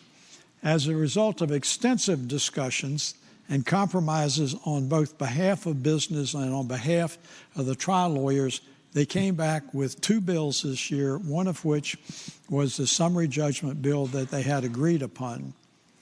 There is at least tacitly an understanding, as the senator from Rockingham said, that for a number of years we will not be looking at tort reform once again. And that is something that will allow us to survive this discussion as it goes forward. And I would respectfully ask that the floor amendment be rejected based upon the points that the senator from Rockingham made. Thank the senator. For what purpose the senator from Eastern Fairfax, Senator Servell, rise? Speaking in favor of the floor substitute. Senator has the floor. Thank you, Mr. President. I just heard the word tort reform mentioned, and that got my attention. Because the interesting thing about this bill is it doesn't have anything to do with tort reform. Last time I checked, two businesses suing each other doesn't really have a whole lot to do with tort reform. And last time I checked, I go to the VTLA conference every year because I have since I started practicing law 22 years ago. I don't remember talking about business litigation there because it's not something they do. So I'm not really clear who's speaking for who in this so-called deal that got made. Nobody consulted me about it before it got made. Nobody came and said, hey, you know, what does the actual Senate think about this so-called deal? But last time I checked, we're the ones that approve deals, not other people. And the next thing I'll point out is, you know, I represent Gunston Hall in the 36th Senate District. Gunston Hall was the home of George Mason. In 1776, George Mason wrote our Virginia Declaration of Rights. And in what was then Section 11, today it's still in Article 1, Section 11 of our Constitution, it says that in controversies respecting property and in suits between man and man, we might want to tweak that a little bit, trial by jury is preferable to any other and ought to be held sacred. The word sacred appears once in our Constitution. Once. And it has to do with the right to trial by jury. And make no mistake, what this bill does is it takes away people's right to trial by jury without their consent. And that's a big deal. It's a fundamental alteration of the values of our state, going all the way back to its founding, the founding document that created this state in 1776 when we adopted this new system to free ourselves from the tyranny of England and unelected judges, people who weren't accountable to the people. That's why we said the right to trial by jury is sacred. And what this bill will do is it will allow a judge to take away a corporation's right to have their case heard by a jury, or a judge for that matter, basically without their consent. And that's a huge step. And I would ask you to consider that before you vote to allow somebody to do that without their consent, which is what the senator from city of Fairfax's bill would do, was to say you can only do this with somebody's permission, with a litigant's permission, with their consent. Beyond that, this bill is not pro-business, it's pro-big business. That's all it is. That's pure and simple what it is. It is in favor of people who have a lot of money who can spend somebody under the table. That is all it is. One business can spend another business under the table. Or for that matter, I represent a lot of folks who they're consultants. And to be safe, they incorporate as a single member LLC, but they're really just one person. Now, if that person gets in litigation with a big company, that person now waives their right to trial by jury and hit by summary judgment pursuant to this bill because they chose to incorporate to protect themselves from liability. I think that's what the bill means. I have a whole other question about what this bill actually means. But simply because you choose to incorporate as a sole proprietor, you're now subject to getting thrown out of court without your consent on summary judgment, different than everybody else in the whole court system. That isn't pro-business. In terms of the cost, I don't like going to federal court. It's not a fun place, mainly because of this. And when you have to litigate a case in anticipation of a summary judgment motion, you have to litigate the case entirely differently because you have to be worried that somebody's going to take that deposition and use it in a summary judgment motion. You have to ask your questions different. You have to be more thorough. You have to go through everything. You have to depose more witnesses to defend yourself against the summary judgment. You have to do a whole lot more work whether or not they file it or not. The main people that are going to benefit from this, aside from big business, are lawyers. Because those of us who do commercial litigation are going to have a real chance to run our bill up, which is going to get passed on to these businesses, it's going to get passed on to consumers because this bill passes. It's a bad idea. We'll talk about my amendments if this floor amendment doesn't pass. But we need to pass this floor substitute because this should not happen without the consent of everybody involved in the situation. It's a fundamental change in the Virginia justice system. Thank the senator. Okay. All right. Senator from Fairfax City, Senator Peterson. Thank you, Mr. President. If no one desires to speak, I'd like to speak twice, and I'll keep it. Ladies and gentlemen, I'm going to keep this super brief, and if I go over 60 seconds, raise your hand and I'll shut up. I'm in the courthouse. That's not 60 seconds, gentlemen. I'm in the courthouse every Friday. At least 8 hands. I'm in the courthouse every Friday. And I look up on that docket board, and so I know who's in the courthouse defending their interests. You know what names I see? Kim, Nguyen, Mohammed, Abdul Hamid. Those are the types of names that people I'm representing, we're representing. Those are the businesses and the business owners, okay? I didn't see any of those folks in front of the Courts of Justice Committee. So when you hear a quote, the business community, are they the business owners in your neck of the woods? Are they the business owners in your neck of the woods? They're not the business owners in my neck of the woods. It's the biggest businesses. They're already taken care of, and if they want to litigate by summary judgment, by God, they can make an agreement to do so under my amendment. But as to the little guy, I'm going to go down fighting for him. So please support my amendment. Thank you. Thank you, Senator. The question is, shall the floor substitute be adopted? All in favor of the motion will say aye. Aye. Those opposed, no. No. Chair is uncertain. We'll have a recorded vote. All in favor of adopting the floor substitute will record their vote aye. Those opposed, no. Are the senators ready to vote? Have all the senators voted? Do any senators desire to change their vote? Clerk, close the roll. Ayes 16, noes 21. Ayes 16, noes 21. The floor substitute is not agreed to.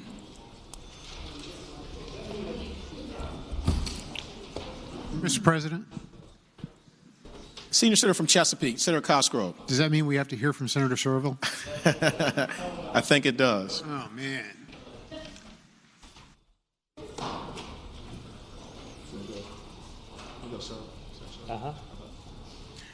Senator from Eastern Fairfax, Senator Servell. Thank you, Mr. President. I'd waive reading of floor amendment number 1. Thank you, Senator. The question is, shall the reading of floor amendment number 1 be waived? All in favor of the motion will say aye. Aye. Opposed, no. The ayes have it. The reading of floor amendment number 1 is waived. Senator from Eastern Fairfax, Senator Servell. Thank you, Mr. President. Ladies and gentlemen, I move the floor amendment pass and speak to that motion. Senator has the floor. Thank you. Ladies and gentlemen, well, now that we're going to go down this road where we're going to take away people's right to a trial by papering them to death, what this bill basically does, what this amendment does, is it says that if any judge grants a motion for summary judgment, that person has a right of appeal to the Supreme Court of Virginia to have it reviewed. Right now, the Supreme Court of Virginia only hears your case if they give you permission. That's very unusual. I think Virginia might be, if it's not the only state, it is one of the only states in the country where you do not have a right of appeal, not have a right to have your case reviewed before on appeal. And I think if we're going to do something as significant as take away somebody's right to a trial, that we need to make sure people have the right for an appellate court to actually look at it to make sure the right decision was made before that decision becomes final. And I would ask you to adopt the floor amendment. Thank you, Senator. For what purpose is Senator from Rockingham, Senator Obenshain, rise? Mr. President, I rise to speak in opposition to the floor amendment. Senator has the floor. We heard about George Mason, Gunston Hall, the Bill of Rights, this fundamentally changing Western civilization as we know it. And I want you to know that this bill, unamended, does not do that. It does not deprive anybody of their right to jury trial. It does not deprive anybody of their right to appellate review. What this does is it says if a reasonable jury could not find in favor of one side, then summary judgment should be granted. And that is the same standard by which any appellate court reviews a case. Now, it is important to point out that this is not some notion, the status quo ante that is being modified by this bill is not something that emanates from our founding fathers. It was not embedded in the Bill of Rights or Virginia's Statute of Religious Freedom or any of the other foundational documents of this nation. It was adopted in the 1960s as a consequence of a member down the hall named George E. Allen, Jr., who decided that we needed to do away with summary judgment in civil justice in the Commonwealth of Virginia. We had it. We had it. And what this does is it simply says that in this limited class of cases, summary judgment can be obtained using a deposition. Now, let's look at the right of appeal. We've got an appellate review process. Every single case that is tried in the Commonwealth of Virginia in the circuit courts is reviewed or can be reviewed if the parties, if the loser petitions for an appeal in the Supreme Court.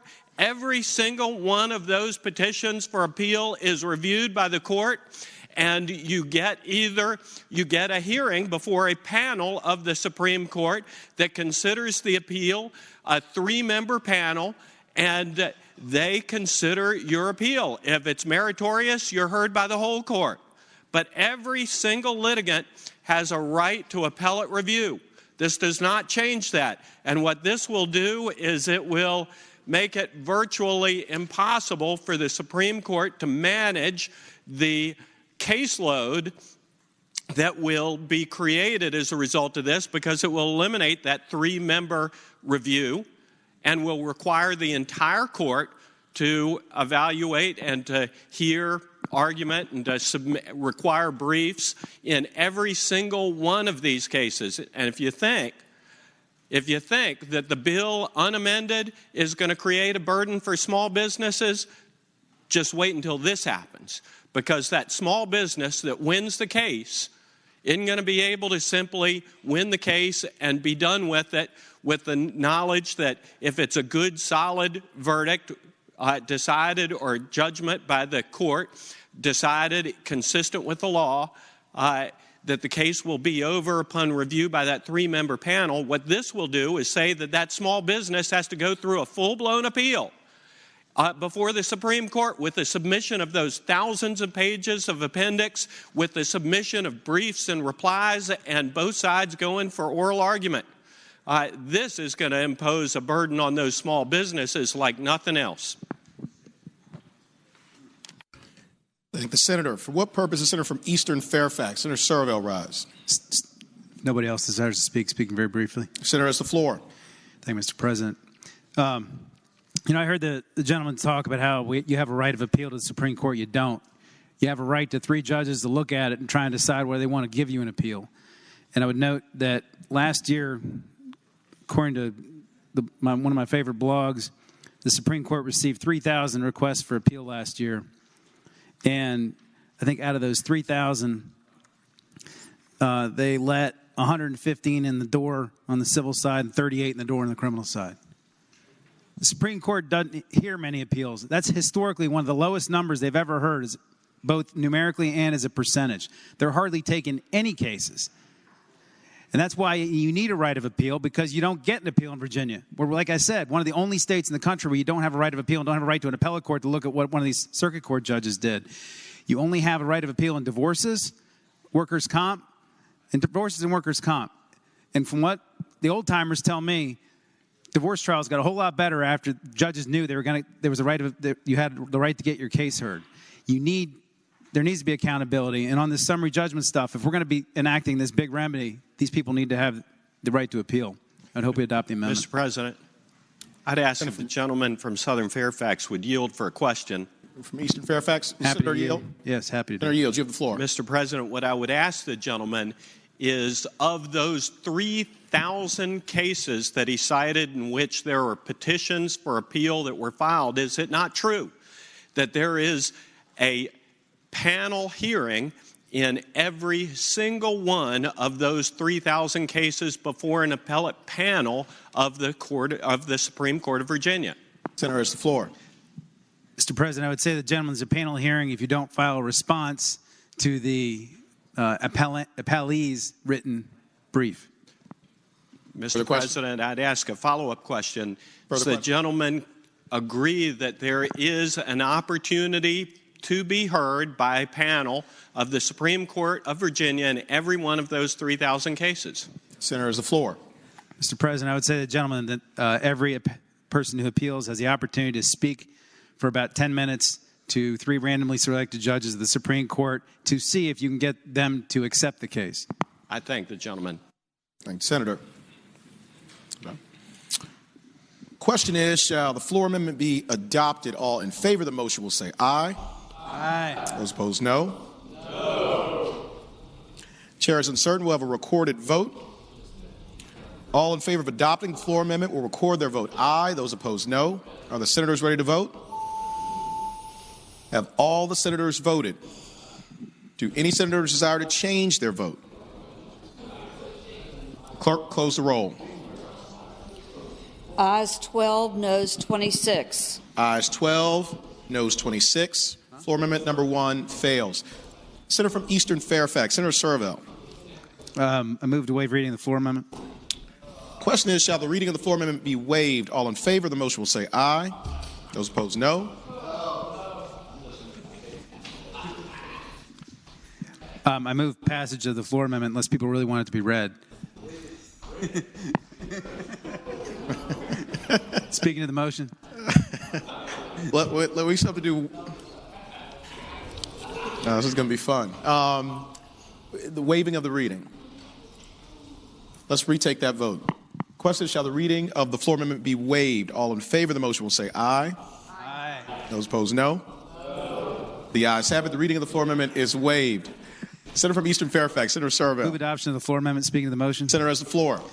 Ladies and gentlemen, all this one says is that this bill doesn't become effective unless we give every circuit court judge in the state a law clerk. Just so you all know, the state actually doesn't provide law clerks to any circuit court judges. The localities do. But there are I think about 30% of the circuit courts in the state, these judges do not have law clerks. And I can tell you that when we start dumping 5 pounds of paper on these judges for a Friday afternoon that they got to process, they can't do it without a law clerk. Most federal judges have 2 or 3 law clerks plus interns. And now we're asking our circuit court judges to do it in many parts of the state without a law clerk. We need to give law clerks, if we're going to give them this responsibility, we're going to jam up our courts. They're not going to be able to move cases if we don't give them more resources, given what you all just voted to do. Thank the senator. For what purpose is Senator from Rockingham, Senator Obenshain, rise? Mr. President, I rise to speak in opposition to this floor amendment. Senator has the floor.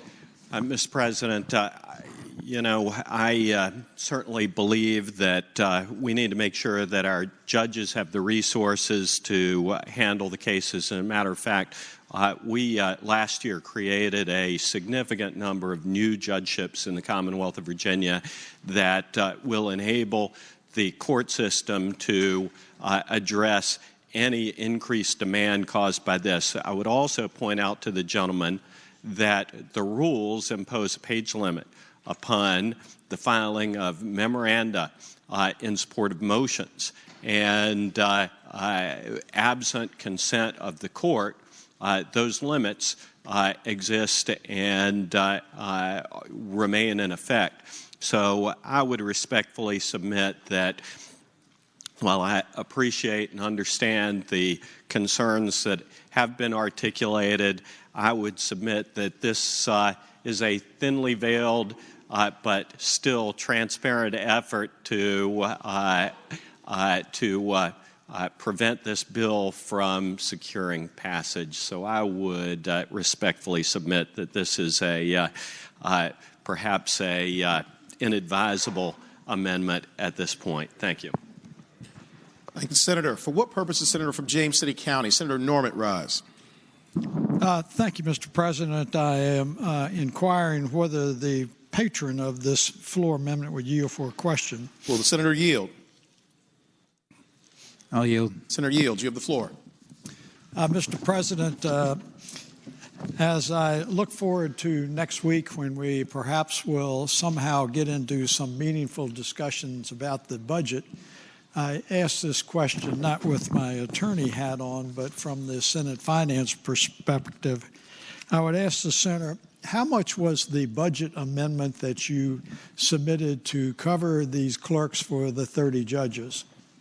Senator has the floor. Mr. President, I would say to the gentleman I did not submit a budget amendment because I didn't have a bill about this, although I have in the past. But I would note that when the Supreme Court issued a report to me at our request last year, the Chief Justice advised me that if the Commonwealth would undertake to fund law clerks for judicial circuits currently without clerks, the cost would be 76 clerkships for $5.6 million annually, or I think he says 5.6 annually or 7.3 million statewide, which I'm happy to give you this report if you'd like to see it, but I did not put in the budget amendment because it wasn't my bill. My last question, Mr. President, is the gentleman aware that the deadline for filing budget amendments has expired? Senator has the floor. I would say to the gentleman that I am aware of that, and not having the privilege of being on the Finance Committee or a budget conferee and all the magic things that happen in those meetings, I was hopeful that persons with more power than me might be able to come up with the money if they felt this was an important policy priority for the Commonwealth. Thanks, Senator. Question is, shall the floor amendment number 2 be adopted? All in favor of the motion will say aye. Aye. Those opposed, no. No. The noes have it. The floor amendment fails.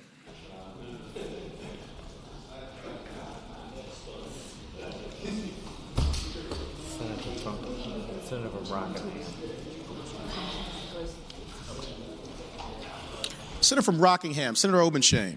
Mr. President, I move the bill be engrossed and advanced to its third constitutional reading. Thank the Senator. The question is, shall the bill be engrossed and advanced to its third reading? All in favor of the motion will say aye. Aye. Those opposed, no. The ayes have it. The bill is engrossed and advanced to its third reading. Senate Bill 1507, a bill relating to use of unmanned aircraft systems by law enforcement officers, persons sought for arrest. reported from the Committee for Courts of Justice with a substitute. Senator from Grayson, Senator Carrico. Thank you, Mr. President. Move the committee substitute. Thank the Senator. The question is, shall the committee substitute be adopted? All in favor of the motion will say aye. Those opposed, no. The ayes have it. The committee substitute is adopted. Senator from Grayson, Senator Carrico. Move the bill be engrossed and passed on its final reading, third reading. Thank the Senator. The question is, shall the bill be engrossed in advance to its third reading? All in favor of the motion will say aye. Those opposed, no. The ayes have it. The bill is engrossed in advance to its third reading. Senate Bill 1560, a bill relating to local regulation of parking of certain vehicles, reported from the Committee on Transportation. Senator from Accomack, Senator Lewis. Mr. President, move the bill be engrossed and passed on to its third reading. Thank the Senator. The question is, shall the bill be engrossed in advance to its third reading? All in favor of the motion will say aye. Those opposed, no. The ayes have it. The bill is engrossed in advance to its third reading. Senate Bill 1578, a bill relating to reckless driving exceeding speed limit, reported from the Committee on Transportation. Senator from Roanoke County, Senator Suderline. Thank you, Mr. President. I move that the Senate engross Senate Bill 1578 and advance it to its third constitutional reading. Thank the Senator. The question is, shall the bill be engrossed in advance to its third reading? All in favor of the motion will say aye. Those opposed, no. The ayes have it. The bill is engrossed in advance to its third reading. Senate Bill 1629, a bill relating to local school boards lead testing report, reported from the Committee on Education and Health. Senator from Prince William County, Senator McPike.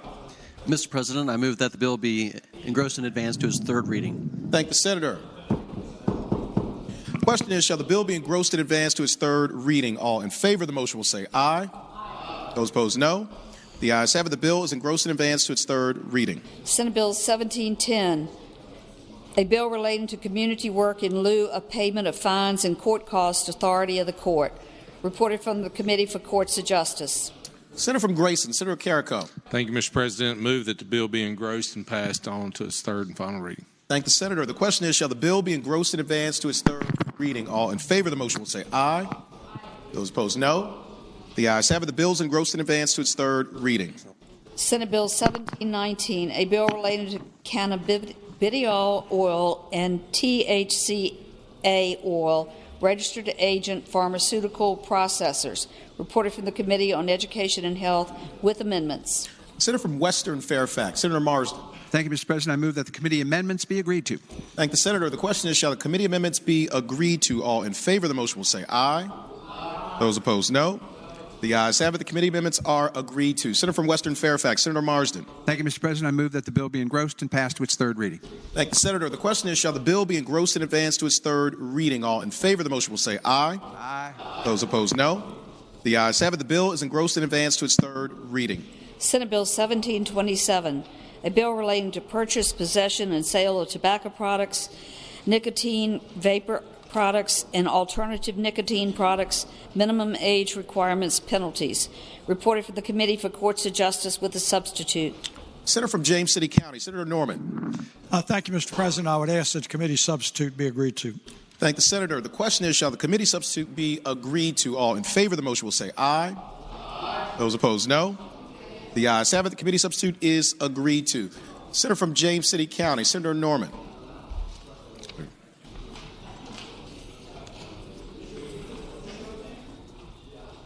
Apologize, Mr. President, trying to walk and chew gum. I ask that the bill be engrossed in advance to its third reading. Thank the Senator. The question is, shall the bill be engrossed in advance to its third reading? All in favor of the motion will say aye. Those opposed, no. The ayes have it. The bill is engrossed in advance to its third reading. Uncontested calendar, Senate bills on first reading.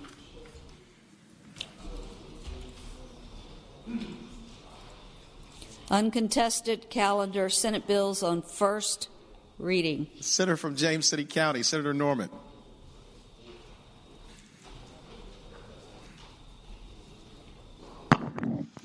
Mr. President, you're interrupting me trying to get something accomplished here, sir. I would respectfully move that all Senate bills on the first reading in both the uncontested and regular calendar, which include all Senate bills on pages 36 through 43, including Senate Bill 1077 through Senate Bill 1786, that the rules of the Senate be suspended and the first constitutional reading of the titles be dispensed with. Thank the Senator. The question is, shall the rules be suspended and the first reading of the titles of Senate bills on the uncontested and regular calendars, pages 36 through 43, Senate Bill 1077 through Senate Bill 1786, be dispensed with? All in favor of the motion will record their vote aye. Those opposed, no. Are the senators ready to vote? Have all the senators voted? Do any senators desire to change their vote? The clerk will close the roll. Ayes 37, noes 0. Ayes 37, no 0. The reading of the titles is dispensed with. Senator from James City County, Senator Norman. Mr. President, I'm anxiously awaiting to make this motion to pass all the bills by for the day, sir. Thank the Senator. The question is, shall the Senate bills on the uncontested and regular calendars now on second reading go by for the day? All in favor of the motion will say aye. Those opposed, no. The ayes have it. The bills will go by for the day. Uncontested calendar, Senate Joint Resolution on third reading. Senate Joint Resolution 319, confirming appointments by the governor of certain persons communicated to the General Assembly January 8, 2019. Senator from Fauquier, Senator Vogel. Thank you, Mr. President. I move that the bill pass, and speaking to that motion. Senator has the floor. Thank you, Mr. President. These are the governor's appointments, and I ask that they please be approved. Thank you. Thank the Senator. Question is, shall Senate Joint Resolution 319 be agreed to? All in favor of the motion will record their vote aye. Those opposed, no. Are the senators ready to vote? Have all the senators voted? Do any senators desire to change their vote? Clerk will close the roll. Ayes 37, noes 0. Ayes 37, no 0. Senate Joint Resolution 319 is agreed to. Regular calendar, Senate Joint Resolution on third reading. Senate Joint Resolution 278, proposing an amendment to Section 6 of Article 10 of the Constitution of Virginia relating to personal property tax exemption, motor vehicle owned by a disabled veteran. Senator from Spotsylvania, Senator Reeves. Thank you, Mr. President. I would agree to the resolution. And speaking to that, Senator has the floor. Ladies and gentlemen, this is the bill that came through that said if you're a 100% disabled veteran here in the Commonwealth of Virginia, that we were going to allow you to have one vehicle in that residence that would be free from paying taxes to help these 100% disabled veterans be able to get to their doctor's appointments where they needed to. I do understand a counter argument to this is that's recently surfaced was that it was an unfunded mandate on localities. Looking at the numbers that we've been given, there's approximately 17,000 veterans in the Commonwealth that are actually 100% disabled, and that there is a little bit of a disparity of where those veterans are located. But that's the bill, Mr. President. I would hope people would look at our veterans, and especially those that have been blown up, banged up, and the ones that are 100% that really have gone a long way for us, the opportunity to be able to have some transportation to get them to where they've got to go. Thank the Senator. The question is, shall Senate Joint Resolution 278 be agreed to? All in favor of the motion will record their vote aye. Those opposed, no. Are the senators ready to vote? Have all the senators voted? Do any senators desire to change their vote? Clerk, close the roll. Ayes 38, noes 0. Ayes 38, no 0. Senate Joint Resolution 278 is agreed to. Regular calendar, Senate Joint Resolutions on second reading. Senate Joint Resolution 283, proposing an amendment to Section 1 of Article 2 of the Constitution of Virginia relating to qualifications of voters, restoration of civil rights. Reported from the Committee on Privileges and Elections, and there is a floor amendment. Senator from Augusta, Senator Hanger. Thank you, Mr. President. I would ask that that resolution go by for the day. Without objection, Senate Joint Resolution 283 will go by for the day. Senate Joint Resolution 306, proposing an amendment to Section 6 of Article 2 of the Constitution of Virginia and proposing an amendment to the Constitution of Virginia by adding in Article 2 a section numbered 6-A relating to apportionment, Virginia Redistricting Commission. Reported from the Committee on Privileges and Elections with a substitute, and there is a floor amendment, 2 floor amendments. Senator from Southern Fairfax, Senator Barker. Mr. President, I move that this measure go by for the day. Without objection, Senate Joint Resolution 306 will go by for the day.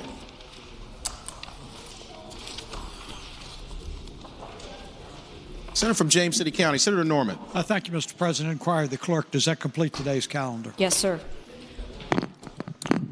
Mr. President. Senator from Northern Fairfax, Senator Howe. Is this the time to give a point of personal privilege? I believe it is, Senator. We want to check and just make sure. Is there any other business to come before the Senate?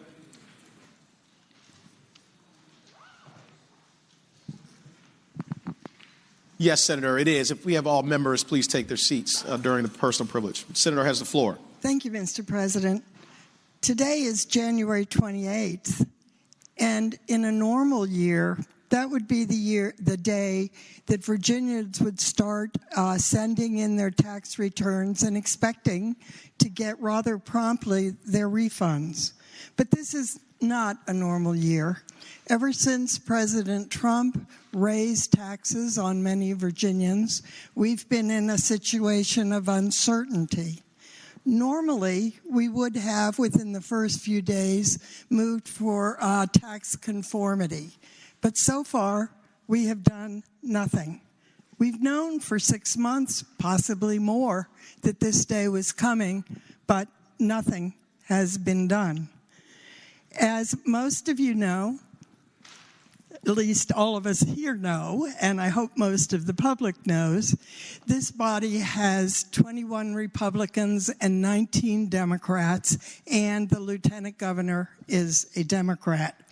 That would lead one to suspect, if one were in the public, that we'd have almost equal representation on the Finance Committee. Sadly, that's not the case. Of the 16 members on the Senate Finance Committee, only 5 of us are Democrats. We are in a severe minority. The fact that this is happening and that we have had no contact whatsoever about the tax conformity issue, no one has spoken to any one of us on Senate Finance from the Democratic side. No one has spoken to the administration about tax conformity. No one has even asked the tax department for information that would help guide decisions that need to be made. So I want to make one thing perfectly clear. This is a bill that needs a supermajority. It needs 80% to pass. Without participation of the Democrats, things will not go smoothly. Thank you, Mr. President. Thank the Senator. For what purpose does Senator from James City County, Senator Norman, rise? Mr. President, I now rise for multiple purposes. First of all, I wanted to make an announcement, if I may, sir. Immediately upon adjournment, if the leadership team on this side of the aisle would be so kind to meet in the leadership room down on the first floor of the Capitol for a brief meeting. Second announcement, I would ask that all of the members of the Senate Republican caucus meet tomorrow morning at 7:30 on the conference room on the 6th floor of the Pocahontas building. And you can moan and groan, but I see no other window of opportunity. Third point, transitioning from announcement to points of personal privilege, sir, if I may. Senator has the floor. Thank you. I appreciate that in a short session of 46 days that the velocity with which legislation moves is extraordinary, not the least of which is the budget bill. I would say, Mr. President, that there have been ongoing discussions about the budget bill, and that some of the bills that the lady referred to are on the docket for tomorrow. I don't know whether or not they'll be heard. That can be somewhat dependent upon the patrons that put the bill in. But I haven't been around quite as long as the senior senator from Fairfax, but I've been here for a couple of days. And while I can barely remember what I did on Sunday, there are some things that are etched in my mind. You may recall that the majority party in the Senate of Virginia in recent years has waffled back and forth.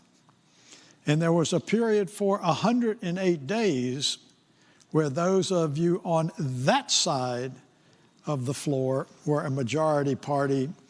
And I would invite you to go back and get the committee on committee report that was submitted at that time by the Democratic majority and see what the proportionality was on the various committees.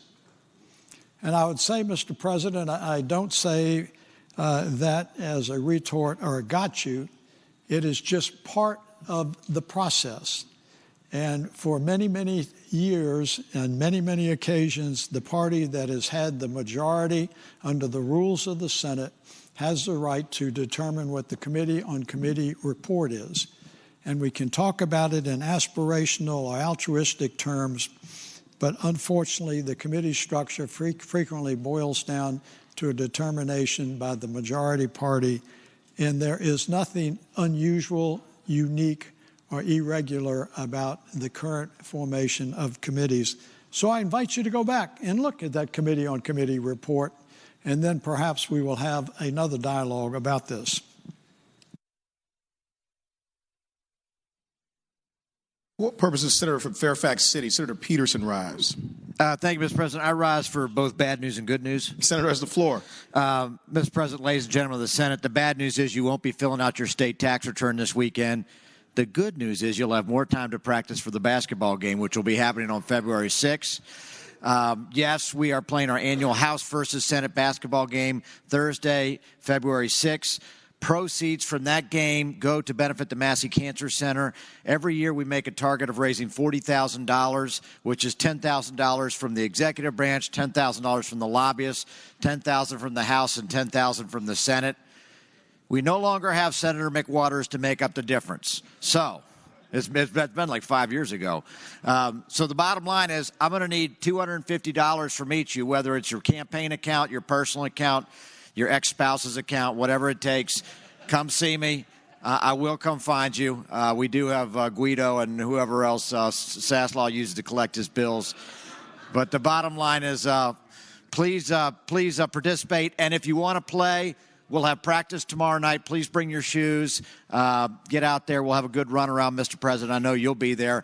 But let's make sure we got a good team this year and are competitive. That is our byword. Thank you. Thank the Senator. What purpose is Senator from Augusta, Senator Hanger, rise? A brief point of personal privilege, Mr. President. Senator has the floor. Thank you, Mr. President. Members of the Senate. If the members can please take their seats for portion. As most of you are aware, particularly since I sit on this side of the aisle, I very seldom engage aggressively in partisan politics. But I'm forced to every 4 years at least, and I do that. But I want to clarify a couple things, because both sides now, my side over there and this side, both have an opportunity this year to play the political game with tax conformity, tax policy as we put the budget together. I would hope that we will try to come together a little bit on this, and I think we can.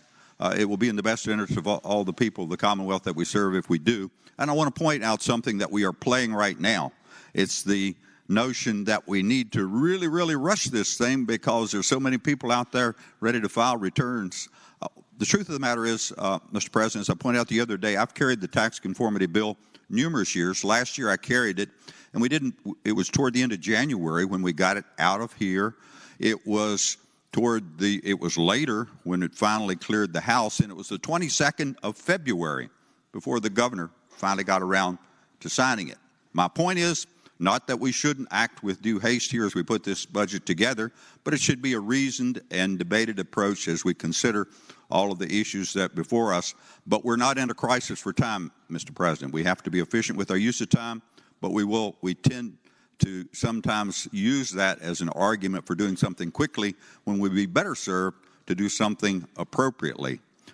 Beyond that, Mr. President, again, not to engage in partisan politics, but I will just point out that last Wednesday we had a very long session of a subcommittee of revenue resources, which was bipartisan, that as we sat and reviewed all the pending bills of people's proposals, how they would deal with the conformity issue and how they would deal with changes in our tax code. So, Mr. President, I just would suggest we need to continue that dialogue, and we'll all be okay. Thank you, Senator. Do any other senators wish to be heard? Is there any other business to come before the Senate? The senator from Hanover, Senator McDougal. Mr. President, Rules is going to meet immediately upon adjournment. We have to refer one bill to Finance so we can catch up with another one. Thank you, Senator. Clerk will report any announcements on the desk. Today, Monday, January 28th, the Committee on Rules will meet immediately upon adjournment at the chair's desk. The Committee on Commerce and Labor will meet 15 minutes after adjournment, Senate Room A, Pocahontas. The Committee on General Laws and Technology will meet 45 minutes after adjournment, Senate Room 3, Capitol. The Finance Subcommittee on Health and Human Resources will meet at 4 p.m., Subcommittee Room Number 1, 5th floor, Pocahontas. Senators Hanger, Howe, Norman, Newman, Barker, Donovan, Stewart, and Dance. The Northern Virginia delegation will meet at 5 p.m., Senate Leadership Conference Room, 6th floor, Pocahontas. Tomorrow, Tuesday, January 29th, the Finance Subcommittee on Economic Development and Natural Resources will meet at 7:30 a.m., Subcommittee Room Number 1, 5th floor, Pocahontas. Senators Ruff, Saslaw, Hanger, Wagner, Obenshain, Stewart, and Dance. The Education and Health Subcommittee on Health Professions will meet at 8:30 a.m. in Subcommittee Room Number 2 on the 5th floor, Pocahontas. Senators Donovan, Suderline, Carrico, Barker, Lucas, and Peake. The Committee on Finance will meet at 9 a.m. in Committee Room B, Pocahontas. The Republican Caucus will meet at 11:30 a.m. Senate Room 2, Capitol. The Democratic Caucus will meet at 11:30 a.m. in Senate Room 1 in the Capitol. And do not forget the Republican Caucus meeting at 6:30 a.m. in Pocahontas, 6th floor Leadership Room. Bring coffee. 7:30. Gives you an hour. Thank you, Madam Clerk. Senator from Mecklenburg, Senator Ruff. Thank you, Mr. President. Could we change the general laws from 45 minutes to 3:30? All right, general laws, 3:30. Assuming we leave now. and continuing, we will cancel the Finance Committee first thing in the morning. Thanks, Senator. Do any other senators wish to be heard? Seeing none, Senator from Bedford, Senator Newman. Mr. President, I move that the Senate do now adjourn until noon tomorrow. Thank the Senator. The question is, shall the Senate stand adjourned until noon tomorrow? All in favor of the motion will say aye. Those opposed, no. The ayes have it. The Senate stands adjourned until noon tomorrow.